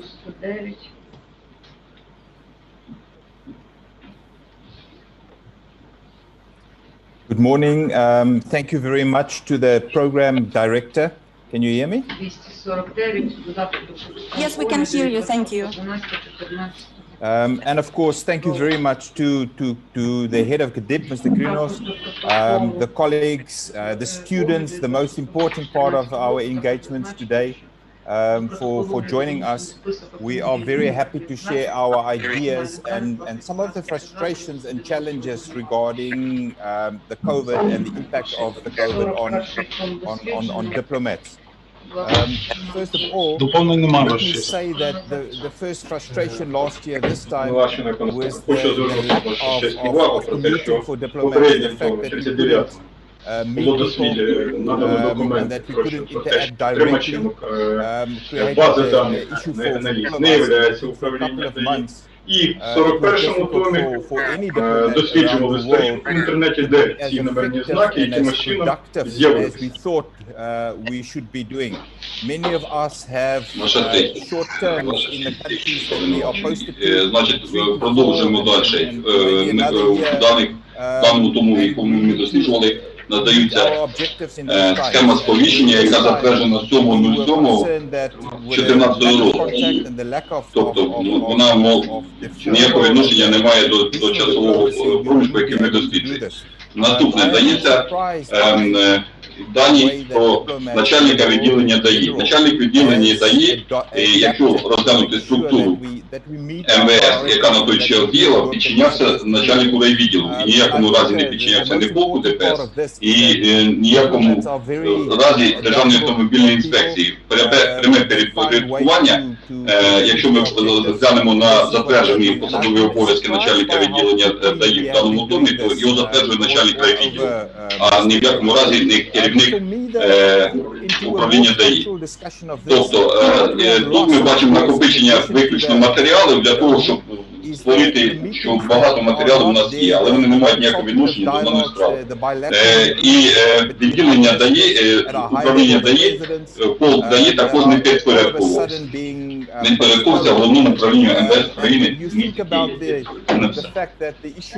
And the postponement is, for example, the lockdown in your own country. But while Ukraine has a lockdown at this moment, we have in South Africa, we have a better situation. But as winter comes for South Africa, we might have the lockdown. So it turns out that it's not just a seasonal thing, it's a full year approach that we have to take into account the limitations of traveling and the limitations of interaction based on COVID restrictions. Already we have seen that the World Bank and the IMF have moved their spring meetings to an online format. Of course, on a personal level, this again is problematic for diplomats. Although we can meet, we might get more people in the meetings, we might get more high-level people in the meetings, but it impacts on the way that we interact. They say that 60% of communication is body language. And very often COVID has now robbed us then of 60% of our effective communication between us. The other issue that we have seen, and this was something that became very evident very early in the COVID period, is the fact that our work changed from maybe the political line function and the day-to-day work that we are doing to consular. Especially in the early days of COVID, my work in the past, if I did 10% to 20% of consular work, that was a lot. It changed to about 80% of my work. And I know that for each of the embassies, particularly in Kiev and in Ukraine, the issues are different. For South Africa, it was an opportunity for us to see how many people are living in the area. And because all of a sudden people registered on the South African databases of South Africans living in not just Ukraine, but around the region. And of course, the repatriation back to South Africa created a whole new spectrum of work that we were not used to. So 80% of the work on consular is a new thing. And this is confirmed by almost all the other ambassadors that I spoke to in Kiev. That leaves us with limited time to do our regular jobs because we still have performance agreements with our ministers and our president of things that we have to do. And that brings me to the issue of the work continually changing. A year ago, I would complain about the fact that at least 20% of my time goes to monitoring and evaluation, making sure that I'm ticking the boxes and making sure that I'm delivering on the things that I've said that I would, and that I'm doing the practical reporting and official work back to head office that I'm supposed to do. Now that 20% has changed even more with the introduction of COVID, resulting in online. And of course, the online factor gives you benefits, but there's also detractors. The benefits or let me start with the detractors, is that I'm getting more meetings with high-level people, and I'm seeing, for example, on the commercial and economic diplomacy side, that we can meet with CEOs in South Africa that in the past would not always be available on day-to-day discussions. So we're seeing this. The reality of this also is that there's no visits. So again, the business people are not meeting each other. They are not seeing the market through their own eyes. They are not seeing the politics through their own eyes. Which creates, again, a challenge for us. We are seeing that in this bilateral and multilateral environment, that the key issues continue to be addressed, but some of the key issues are maybe falling behind because people can't meet and they can't meet in person.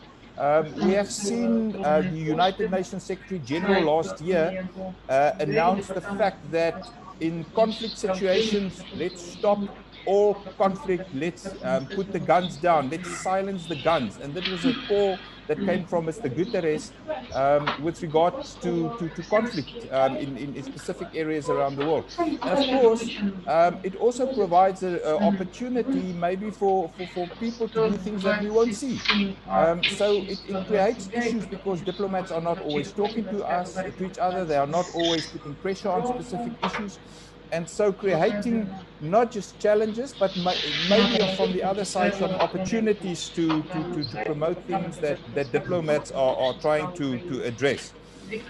With regards to diplomats in general, just on that point, on the negotiations part, I think that's a very long time for diplomats to build confidence, to build trust, to understand each other and to make progress on specific issues. And this has been denied to us, especially on some of the high-level issues related to, like I said, climate change and even conflict resolution.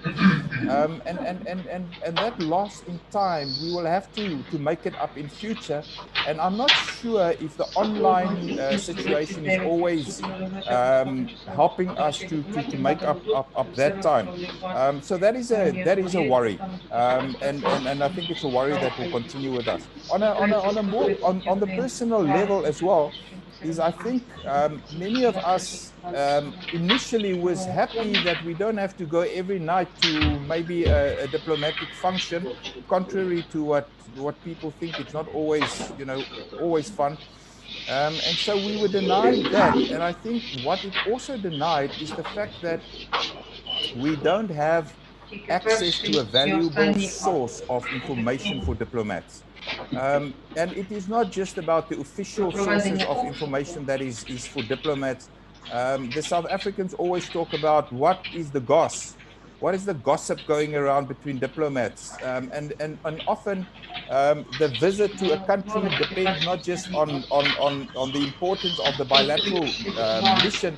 It is also helped by the fact that maybe somebody hasn't seen Cape Town, or they haven't seen the animals in the Kruger National Park, or they haven't seen Table Mountain. So those are the kind of things that you can convey in a more informal setting, and I think diplomats are denied this.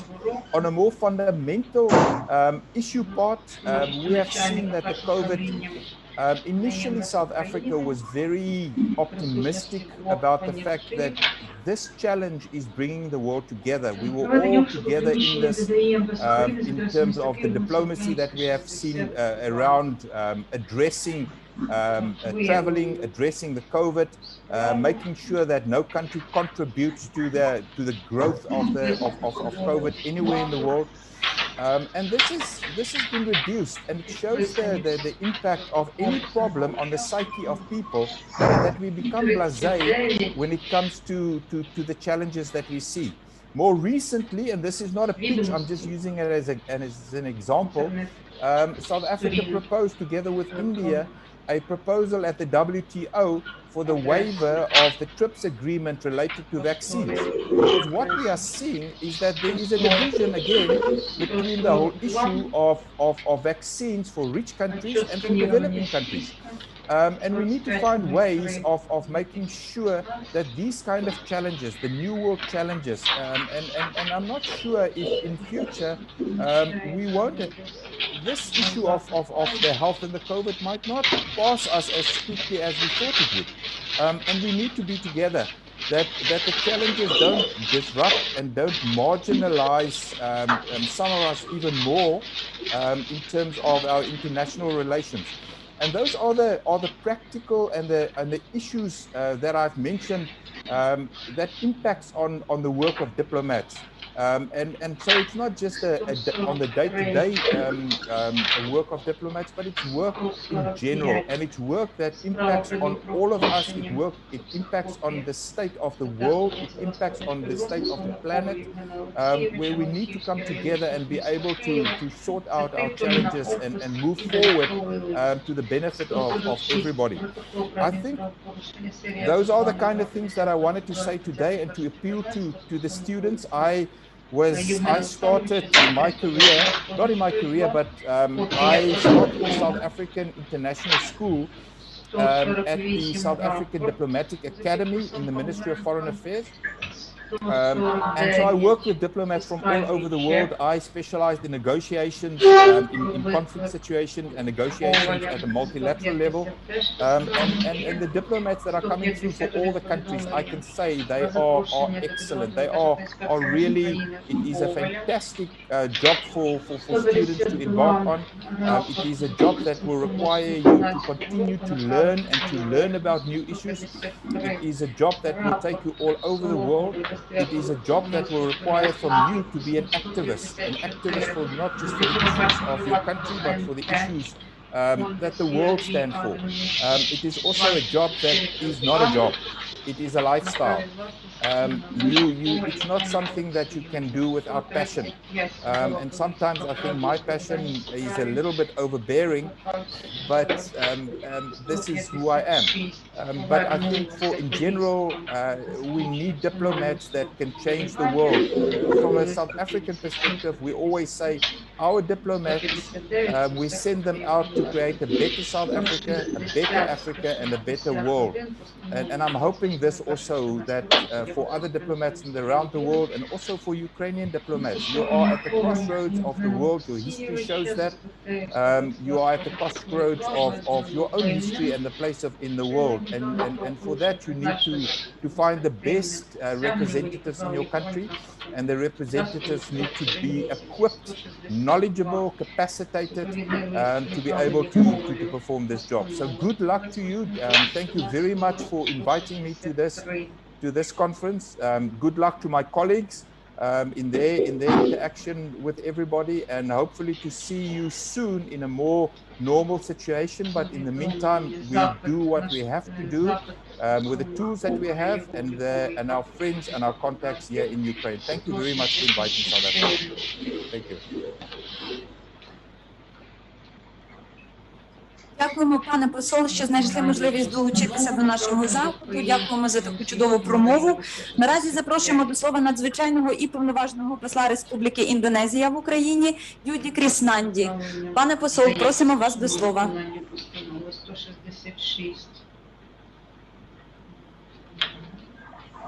Thank you very much. Добрий ранку. Добрий утро. Good morning. In Indonesia, we call Selamat Pagi. At the outset, I would like to extend my appreciation to all Excellencies, Ambassador, and the Professor of National University of Oslo Academy for participating on the third International Diplomatic Forum Challenge for the Diplomatic World in the era of the COVID-19 pandemic. A Practical View, a Diplomat webinar. I like to express my gratitude to Director General for rendering services to Diplomat Mission for inviting me to speak today, and also my thanks as well to the students and other colleagues who are participating in this webinar. Excellencies, distinguished guests, ladies and gentlemen, allow me to share my point of view on this issue. The COVID-19 pandemic is testing and disrupting our globalized world.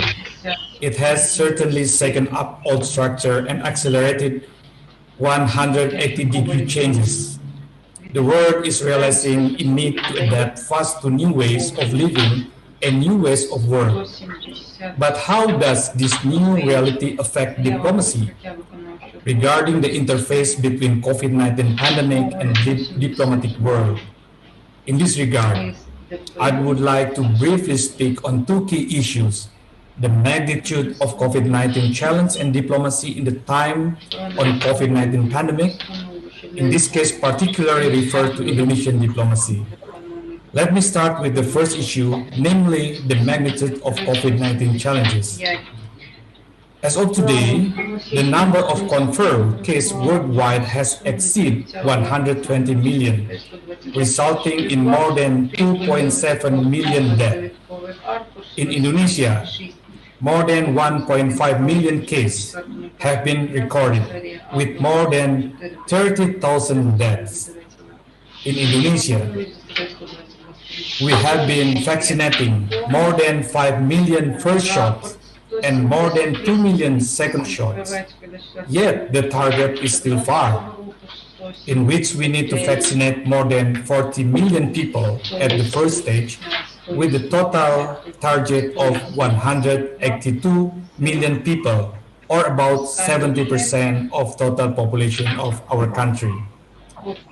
Ladies and gentlemen, excellencies, distinguished guests, and all of the students, during the time of crisis, when international cooperation is highly essential than ever, diplomats are facing multiple challenges. It encompasses a wide range of elements, including the reshaping of communication protocols due to the impossibility to have a face-to-face meeting, the confinement, social distancing, and other sanitary measures has forced diplomats to find new ways in ensuring their effective contribution during the pandemic. However, diplomacy is not only about talking and attending high-level conferences. Diplomacy is also about being there in person for the citizen abroad. This task sometimes could not be easily switched into virtual mode. At the early stage of the pandemic, diplomats around the globe were involved in activities such as repatriating citizens, distributing logistic aid, and visiting citizens in hospitals or ensuring proper funeral due to COVID-19. In the Indonesian case, since the pandemic, Indonesian diplomats have repatriated more than 150,000 citizens and have distributed more than 2 million packages of logistics to its needed citizens, handling over directly. Currently, we are in the stage of vaccine diplomacy. For developed countries, vaccine diplomacy means using the vaccine as diplomacy tools to gain a wider influence for their national interests. While for non-developed countries, vaccine diplomacy means the art of diplomatic approach in reaching the goals of getting assistance for other countries to supply enough vaccine for their peoples. Excellencies, distinguished guests, ladies and gentlemen, and all the students, Indonesia firmly believes that no country is strong enough to tackle COVID-19 on its own. Only by synergizing our strength and keeping the international cooperation alive, we could win this battle together. Our time and energy must only be focused on what is pivotal, and that is tackling the virus. Indonesia believes that vaccine must be accessible and also affordable in timely manner to all countries, particularly to developing and least developed countries. Vaccine could be a game changer to this pandemic. I would like to repeat, vaccine could be a game changer for its pandemic. Indeed, we must ensure that the system benefits all of us, not only for certain groups. The pandemic has taught us a lesson that global health system and governance must be able to facilitate equitable access to quality and cost-effective medical product, vaccine, and technology. Excellencies, distinguished guests, ladies and gentlemen, our colleagues, ambassador, and all of the students. To conclude, this pandemic is far from over. There are so many uncertainties right now. Few things are certain, however, which are cooperation and solidarity. These are the key to address COVID-19, and our diplomacy will contribute to these ideas. Stay healthy, stay strong, stay united, be cooperation for all, we all together. Thank you very much. Дуже дякую. Terima kasih. Thank you. Дякуємо, пане посол, за ваш виступ. Запрошуємо до слова координатора проєктів ОБСЄ в Україні Генріка Вілецена. Пане посол, просимо вас до слова. 218. Thank you very much. And thank you very much for the invitation to attend this event. I'm very happy to do so. Dear Director General Krivonos, Excellencies, ladies and gentlemen, dear colleagues, dear students, dear friends, from the perspective of an international organization that works very closely with Ukraine on political, military matters, economic and environmental matters, human rights, rule of law. Let me say a few words about the pandemic situation as we've seen it. The pandemic in Ukraine and the measures that came with it, restrictions and otherwise, is now quite exactly a year old. And of course, when it happened, the OSCE, and I'm sure also my other colleague international organizations here, was as surprised as everyone else. We very quickly realized that flexibility and invention were needed. We fairly quickly managed to shift to online formats, telecommuting formats, and I must say, I was quite surprised at how much could actually be done online and how quick both our staff, colleagues, and also our Ukrainian partners transformed into using online and telecommuting formats. Results were achieved quite quickly and very impressively, I think, by only using those means. In summer last year, July, we got more used to the situation. We developed hybrid formats so there could be a joint online, offline participation in various events.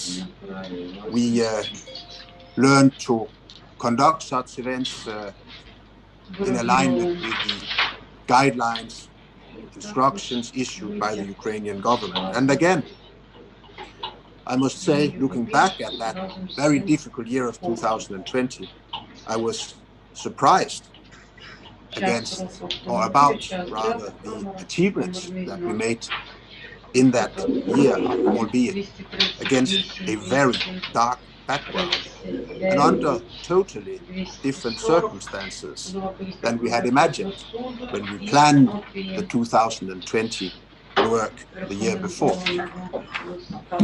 So I think it's safe to say that the digital agenda that we've all been talking so much about for so many years now has been accelerated for us all as a result of the COVID pandemic that we had not dared to imagine just a bit more than a year ago.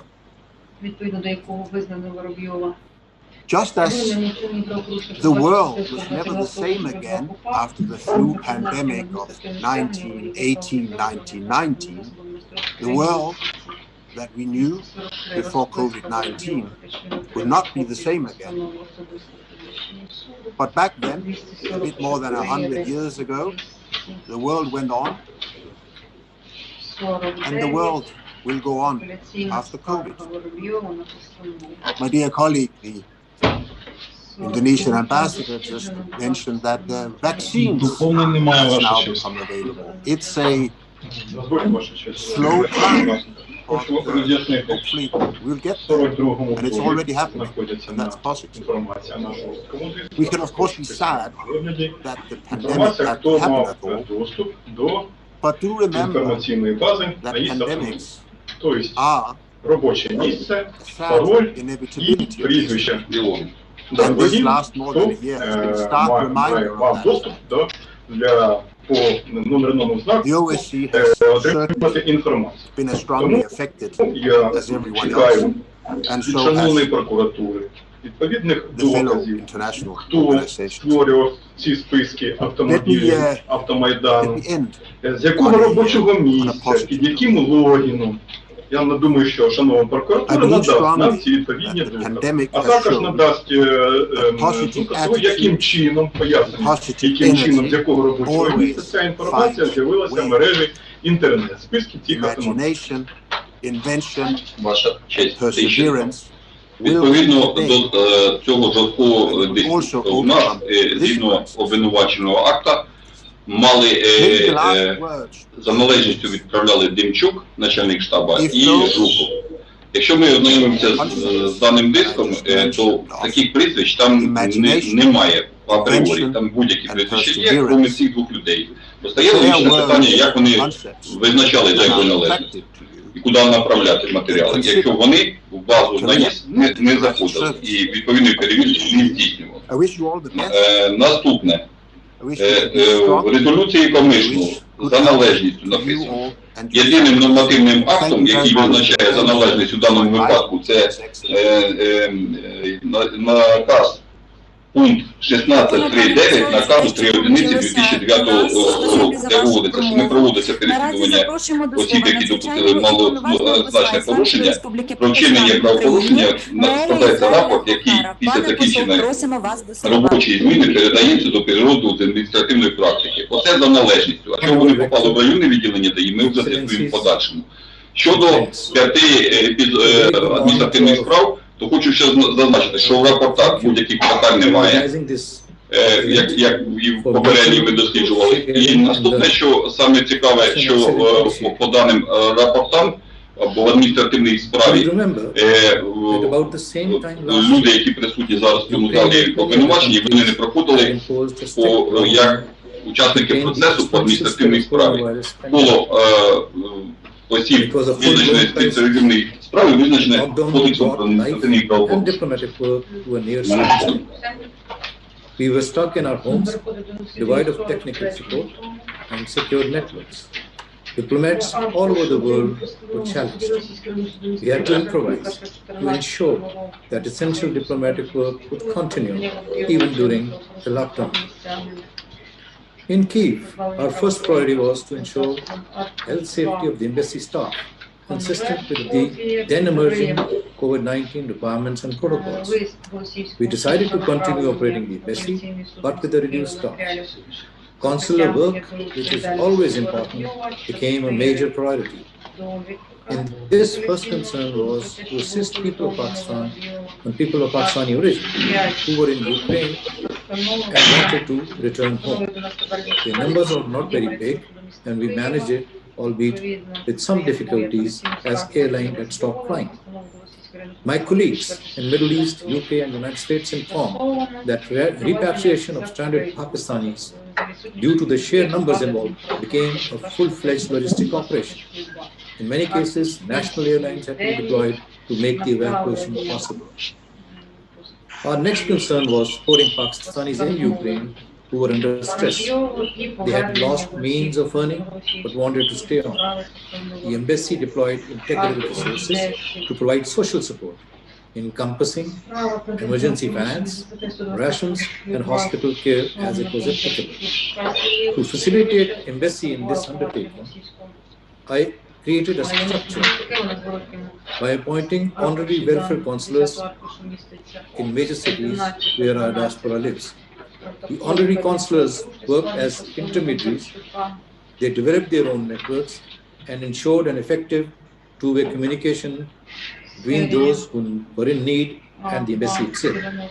Given its utility, we will retain the system for good. Those residing in Kyiv were provided rations and other support with our own transport, but for those who were in the cities, we employed Nova Posta. I would like to acknowledge that Nova Posta rendered excellent delivery service during the times of pandemic. After the lockdown in July onwards, we reviewed our methods of working.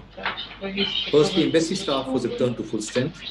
For maintaining contacts with the government of Ukraine, intra-diplomatic corps with our foreign ministry and government of Pakistan, online platform, all the platforms, different ones, progressively emerged as primary means. Consular facilities were, however, provided on appointment so that the numbers could be safely managed. I also started a monthly webinar meeting in which all those needing assistance could join in. This has turned out to be an effective instrument to address concern of the people who want something to be addressed with the embassy. Pakistan and Ukraine enjoy friendly bilateral relations. Surprisingly, last year's data indicates that despite the restrictions imposed by the pandemic, the businesses of the two countries continued. In fact, the volume of trade grew by 3 times in number.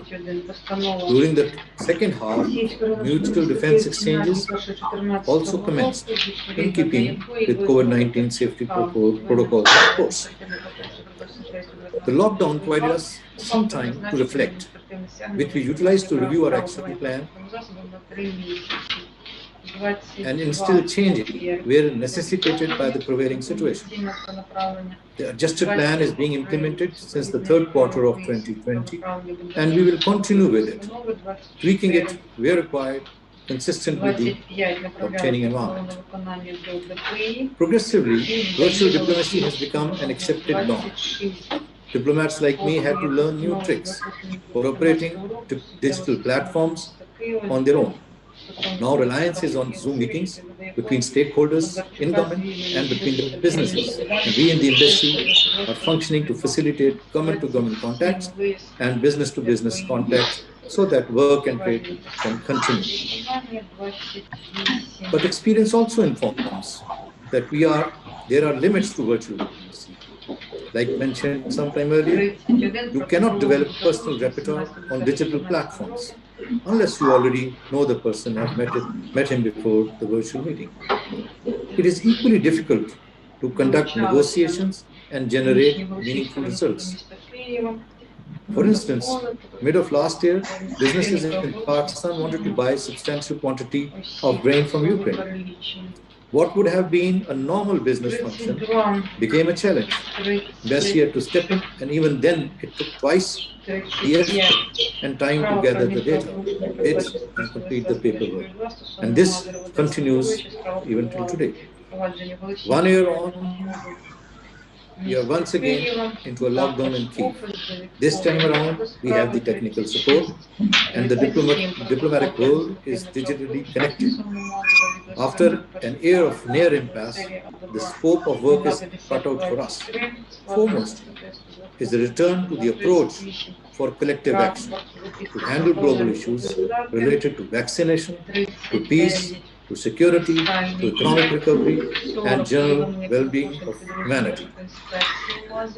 I'm confident that as more and more people get vaccinated, life and diplomatic work will return to a new normal, which is likely to be a healthy mix of the pre-pandemic routine and practices adopted during the pandemic years. A middle ground between luxury and necessity could be found. Still serious negotiations leading to meaningful results may be signing of trade or defense deals, or negotiating peace, or conducting back-channel diplomacy has to be carried out in person. Of course, now backed by diligent preparatory diplomatic work, mostly undertaken virtually. Leaders and diplomats, despite the concerns to their personal safety, will have to take calculated risks for the collective good. I have walked you through the year as we lived in Ukraine and handled the pandemic in Kyiv, and leave you to draw the necessary lessons from it, and would be available for any questions should you so want. I would like to thank you and the organizers for inviting me and for giving me time for this presentation. Слівка Пастушиної 55, всі від цього. Thank you.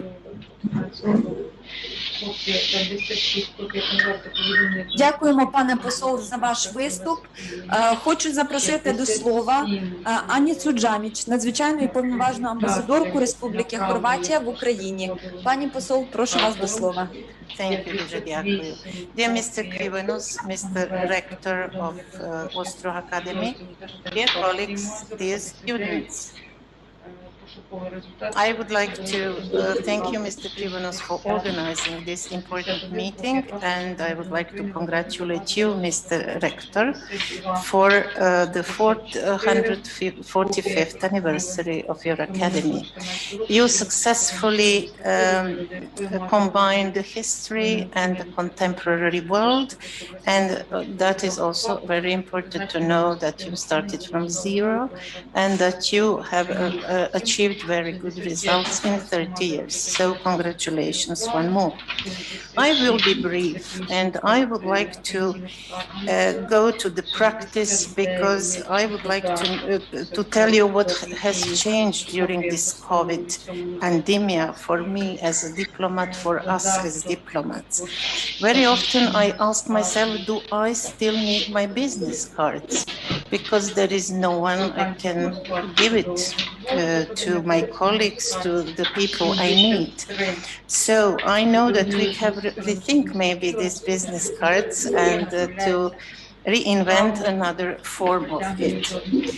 What is to rethink is the budget of the embassy, but you know that every diplomat is very much enrooted in its capital. So we have to work together with all services in our capitals, with ministries. It's up to them, in fact, to share a bit with us how they envisage our work abroad. The communication with my capital, it's very different now. My minister can find me everywhere at any time, and even he doesn't need to tell me in advance that he needs to talk to me. So it could be an advantage for the work I'm doing, but it can be also a disadvantage. I would like to share with you, dear students, especially my personal experience. You know that the responsible person at the embassy, it's what we say number one, so the ambassador. But during pandemic, I really felt, what does it mean to be number one? Because I had to share with my colleagues their fears. Some of them panicked. So it was a very sensitive time for me as a person, and I had to be the last one to think about me. So this is a very new dimension, or it's just an exercise of our duties. And it is true that we are in the times and that we have to be creative. As my colleague from the Order of Malta said, we have to be flexible and inventive, and I'm sure we will find a proper way to continue. And the fact that our colleague was seated in a car, it shows that we are moving from one practice to another one. Thank you very much. Дякуємо, пані посол, за ваш виступ. Дозвольте запросити до слова другого секретаря із політичних та комерційних питань Посольства Республіки Індія в Україні з доповіддю «Індійська дипломатія під час пандемії COVID-19» Амбаріша Вемурі. Прошу вас до слова. Thank you, Honorable Rector. Excellencies, Mr. Krivenos, our colleagues at GDIB, esteemed other colleagues from embassy, and dear students. First of all, I would like to extend my congratulations on the 445th year of the National University of Ostroh Academy. I must say that I had the good fortune of personally visiting this university in 2019 with GDIP, and I have very cherished memories from that trip. With respect to the topic, I would like to share two major aspects of work that we have done in the last 1 year, which would probably not be done in an ordinary year. Usually, at an ordinary time, the interaction of the citizens or the people with the government, and in this case with embassies, is quite predictable. Maybe it's consular documents, certificates, commercial work, facilitating businesses, and so on. But when crisis looms and things become unpredictable, the role of the government, and in this case embassies and international realm, becomes that much more acute and necessary, because ultimately government has not only the resources and capacities but also the responsibility to ensure the well-being of its citizens. Just about 1 year ago, around this time last year, we had the first instance of lockdowns. In 1 year, we have learned a lot about how to deal with this pandemic and how to work around. However, the situation was not so optimistic 1 year ago. There was a lot of chaos, fear, uncertainty in the hearts and minds of people across the world. And this is especially more acute for a foreigner living anywhere in the world. At this time last year, we had lockdowns. We also had suspension of international travel. In that environment, we had several tourists, travelers, permanent residency holders, people estranged from their families in an area not necessarily well known to them. In addition to that, we had about 18,000 Indian students studying across universities in Ukraine. And the knowledge about COVID, how to fight it, what medication to take, how lethal is it, how dangerous is it, it was all really unclear. Now, in this environment, the embassy's first role, as also elucidated by some of my esteemed colleagues, was to first reach out to the people to reassure them that there is support available, to galvanize the community and the members of the Indian diaspora across different cities in Ukraine, to reach out to those who may not have the necessary support systems. Could be stranded tourists, could be students, universities were shut down, some of them were facing financial difficulties, some of them didn't have homes to stay, there were some people with chronic diseases and other problems. The first job was to reach out and reassure. Not just here locally, but also to families back in India.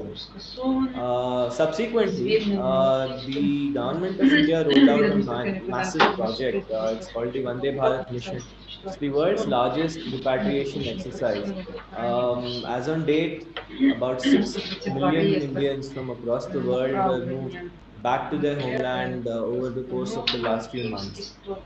Even in Ukraine, this mission happened in a large scale. We had over 40 repatriation flights from our national carrier and subsequently by some charter flights. And we moved and repatriated about more than 8,000 Indians from Ukraine, and several hundred Ukrainians who were also stranded in India in parallel. I'm talking about the period between March to July, August, when the travel arrangements were at its most severe. Now, the logistics involved in such an exercise is truly fascinating, and this is the kind of work that may inspire some of our students. The airports were not operational. We had to work with the Ukrainian government and arrange for the flights to operate. The airlines, in our case Air India, had no experience operating in Ukraine, so it was the embassy that had to also function as the representatives of the Indian airline national carrier to kind of facilitate and figure out the logistics here. We had to reach out to all the students, all these travelers, understand the severity and the requirement of different people to return, because everybody wants to go back home, but flights are not, one flight can carry maybe 150, 200 people.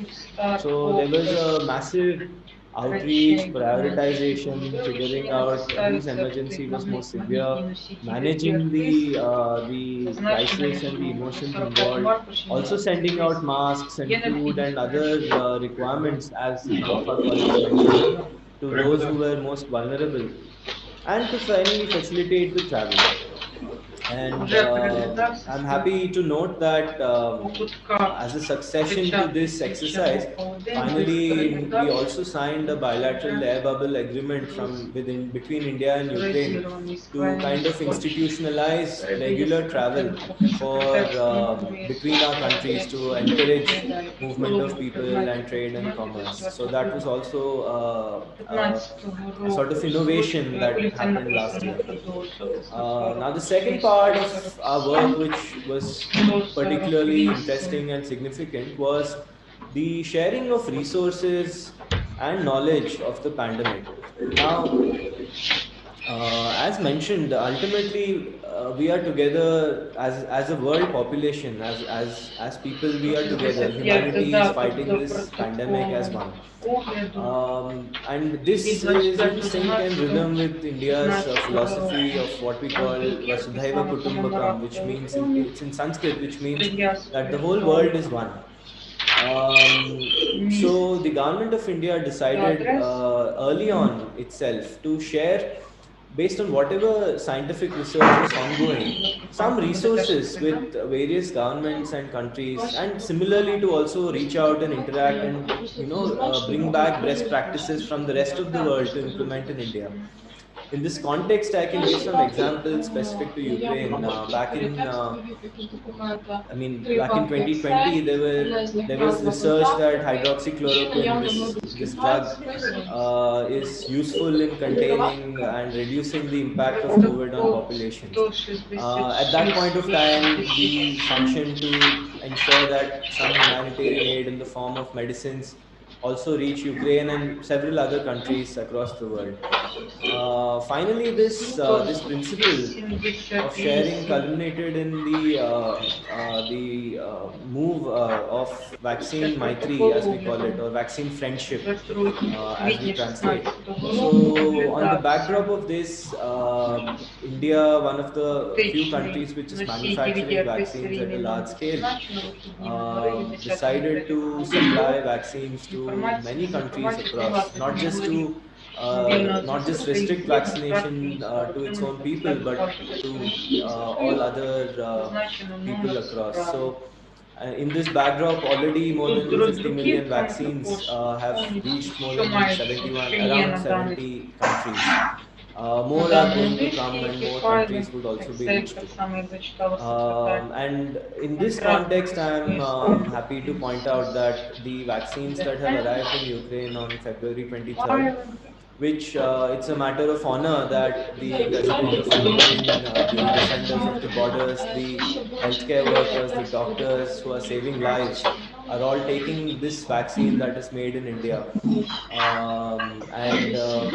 This would bring, this is an essential work of diplomacy, to share and also to bring people closer together whenever there is an opportunity. That said, I would like to make a pitch at the end for the students watching. Next year, 2022, is 75 years of India's independence from colonial rule. We have come a long way in the foundation of our democratic government has a scholarship program for students from different countries, including Ukraine, to study a portion of their education in India in some of the premier institutes in India. And this is across disciplines, international relations, philosophy, history, languages, etc. We would be sharing the details with the representatives of the university, and I would encourage interested students to come and see for India, come and see India for themselves and get a feel for it. Thank you so much for this platform and this opportunity. It's a wonderful interaction. My congratulations to all the organizers. Серійний номер зазначено, вихідний номер не зазначено від 10.03.15 року, вхідний номер. Дякую, що підготували доповідь та долучилися до заходу. Запрошуємо до слова заступника голови місії Посольства Королівства Марокко в Україні Субата Хішама. Прошу вас до слова. Є встановлення дату, часу з'єднання. Це вже пішло, це середній факт, це вже повністю. Thank you so much for inviting our embassy to take part in this event. I want to thank also the head of the GDIP and all the staff of the GDIP and also the rector and student of Austro Academy. I want to share with you some information about what we did against COVID-19 in my country. But I also want to say that during this year, organizing normal diplomatic activity like bilateral meeting, visit of delegation, organizing business forum is more than a challenge. First month during the pandemic, as said Zelensky, ambassador of South Africa, was exclusively oriented to the consular activity, as we have a big community of Moroccan students here in Ukraine.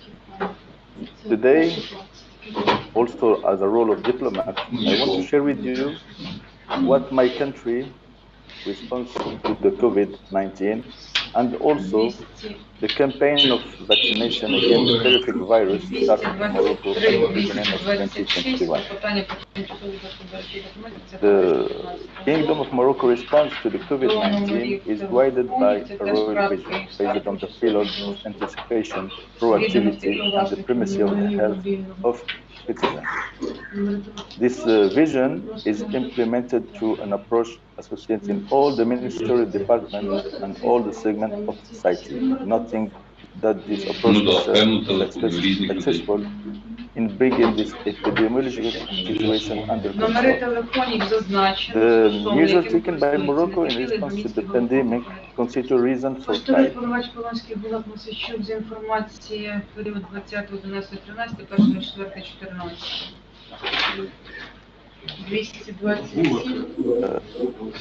Aspects of the health crisis.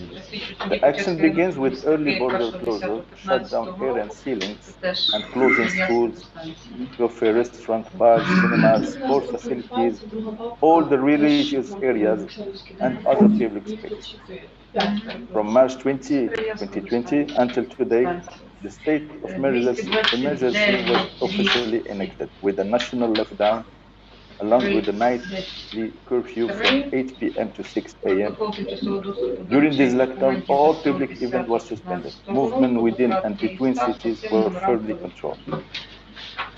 On the economic front, His Majesty the King and the State established a special fund for the management and response to COVID, worth more than $1 billion. It subsequently grew through contributions from the Kingdom's leading companies, parliamentarians, and Moroccan citizens to more than $3 billion.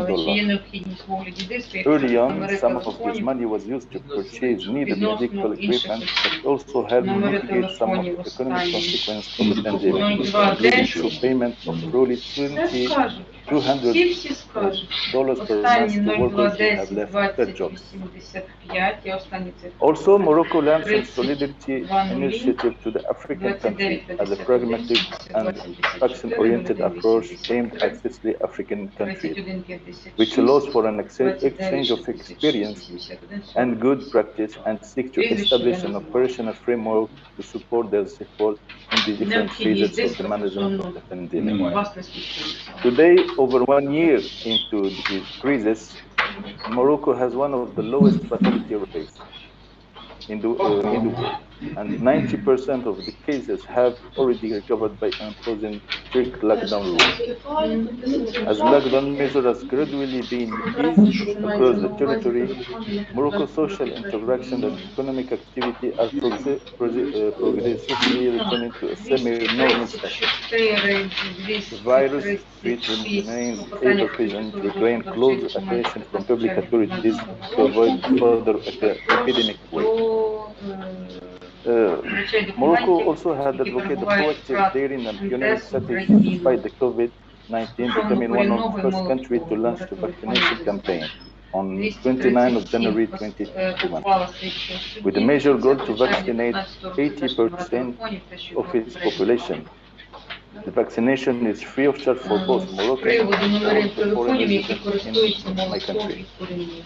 The mass immunization operation includes 3,000 vaccination stations and the deployment of mobile units to factories, offices, and prisons, and mobilize over 12,000 health professionals as well as the military. Initially reserved for health workers over 40s, security teachers over 45, and people over 75 age, vaccination has been extended to over 60s end of February. Since the launch of the vaccination campaign at the end of January 2021, the vaccination campaign has advanced to an impressive pace in Morocco. Almost 7 million Moroccans have already received at least one dose of the vaccine, equivalent of 11% of the population, and 3 million received the second injection. Morocco now, as said, the World Health Organization is among the top 10 countries that have successfully completed the challenge of vaccination against COVID. I want to thank you for give me the opportunity to share with you this experience.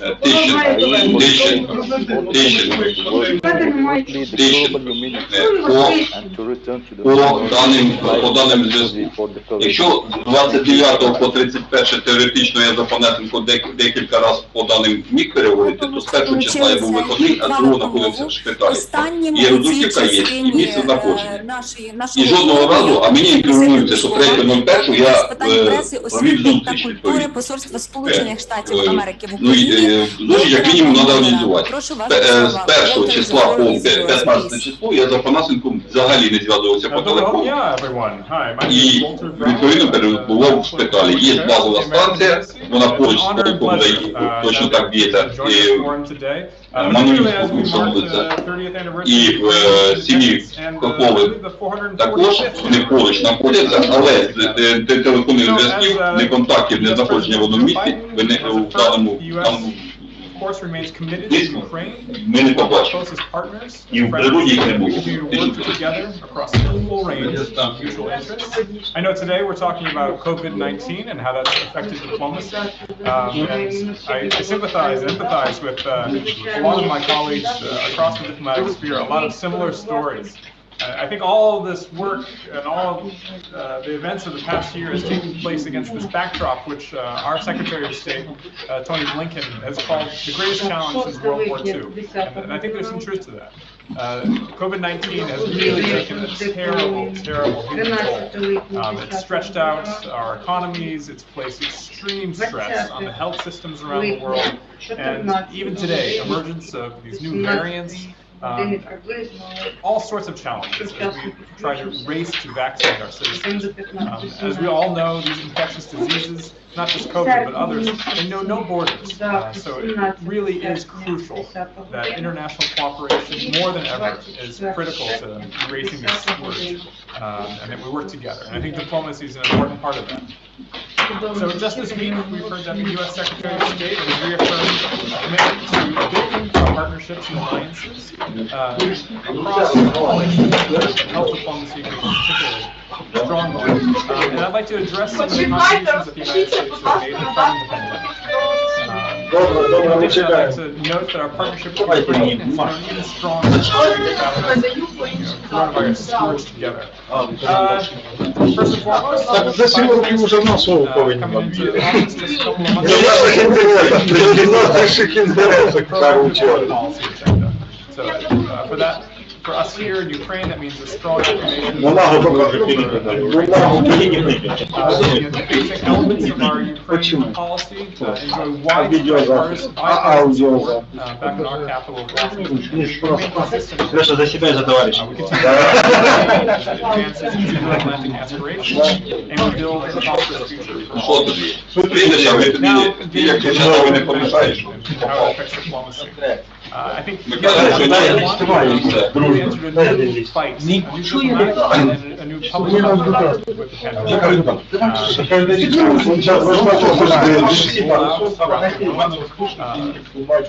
For me, someone who's used to so much person-to-person interaction in my professional life and my personal life, the promise of these vaccines helps us to envision a post-COVID future. But unfortunately, this crisis is far from over, right? And Ukraine's not alone.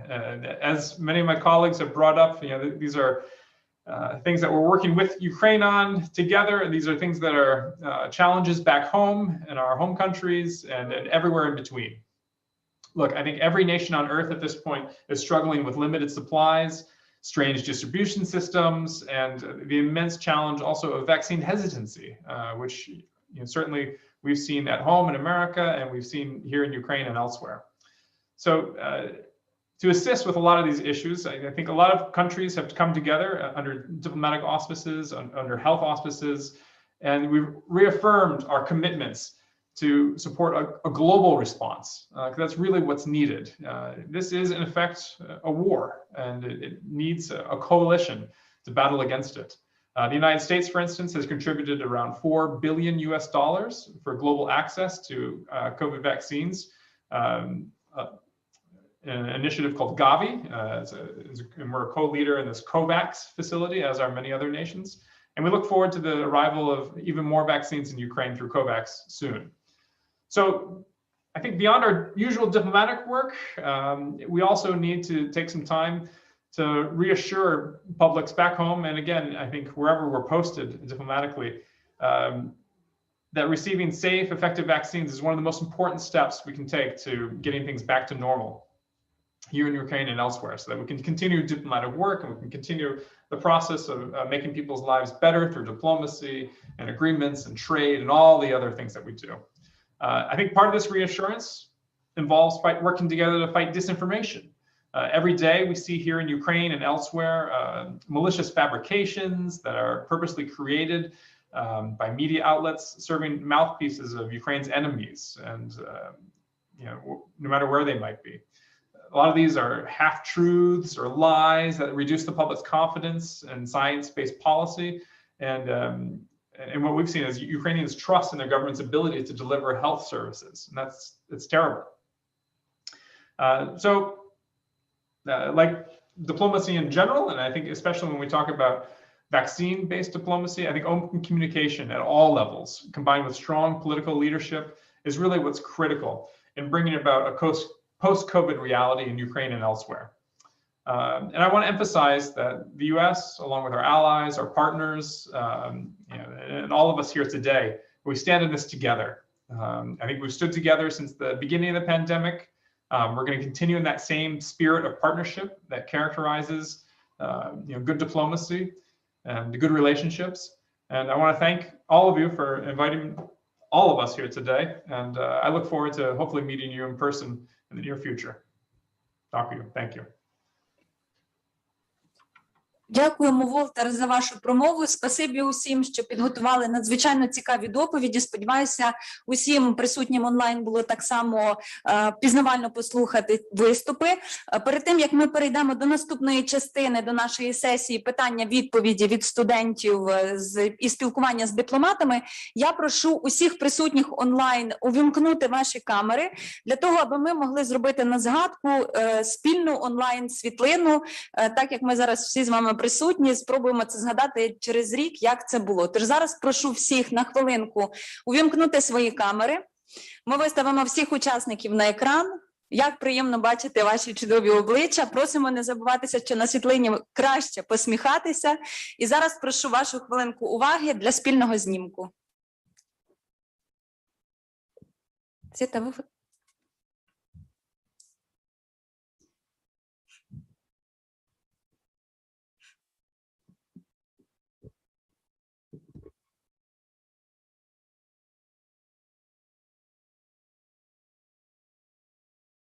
Оскільки, на щастя, у нас учасників немало, ми поперемикаємо, просимо так само не вимикати камери, побути ще з увімкненими онлайн.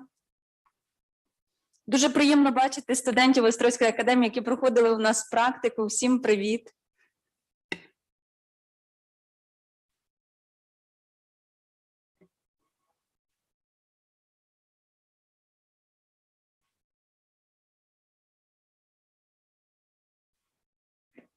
Дякую. Тепер хочу нагадати технічні деталі. Не забувайтеся, відповідаючи на питання, обирати той мовний канал, мовою якого ви говорите. Якщо це українська, то німецькомовний канал. На жаль, Zoom некоректно розпізнає українську мову. Якщо це англійська, відповідно англомовний канал. Студенти можуть знаходитися в оригінальному звуці, їх буде чути на усіх каналах. А зараз хочу для ведення цієї другої частини передати слово своєму співмодератору Едуарду Балашову, помічнику ректора Острозької академії з міжнародного співробітництва. Едуард, прошу, тепер ваша частина модерування. Дякую, пані Інна. Доброго дня, шановний пане ректоре, шановний пане директоре, надзвичайні і повноважні посли, представники дипломатичного корпусу, представники Міністерства закордонних справ України, представники Генеральної дирекції з обслуговування іноземних представництв, любі викладачі і студенти Острозької академії. Дозвольте щиросердечно привітати вас сьогодні у стінах, віртуальних стінах Острозької академії. На жаль, вони сьогодні віртуальні, оскільки ми через обставини, які склалися, змушені з вами зустрічатися онлайн. Однак ми переконані, ми впевнені в цьому, що одного дня ви усі приїдете і відвідаєте нас, матимете змогу зустрітися з нашими прекрасними, чудовими студентами, ознайомитися з діяльністю нашого закладу вищої освіти. Наші студенти найкращі, це ми знаємо, і я мушу перед ними зараз вибачитися, перепросити, оскільки не всі студенти будуть мати змогу задати питання. Наша тема сьогодні дуже актуальна, і майже 100 учасників нашого форуму сьогодні це підтверджують. Вибачте, я впевнений,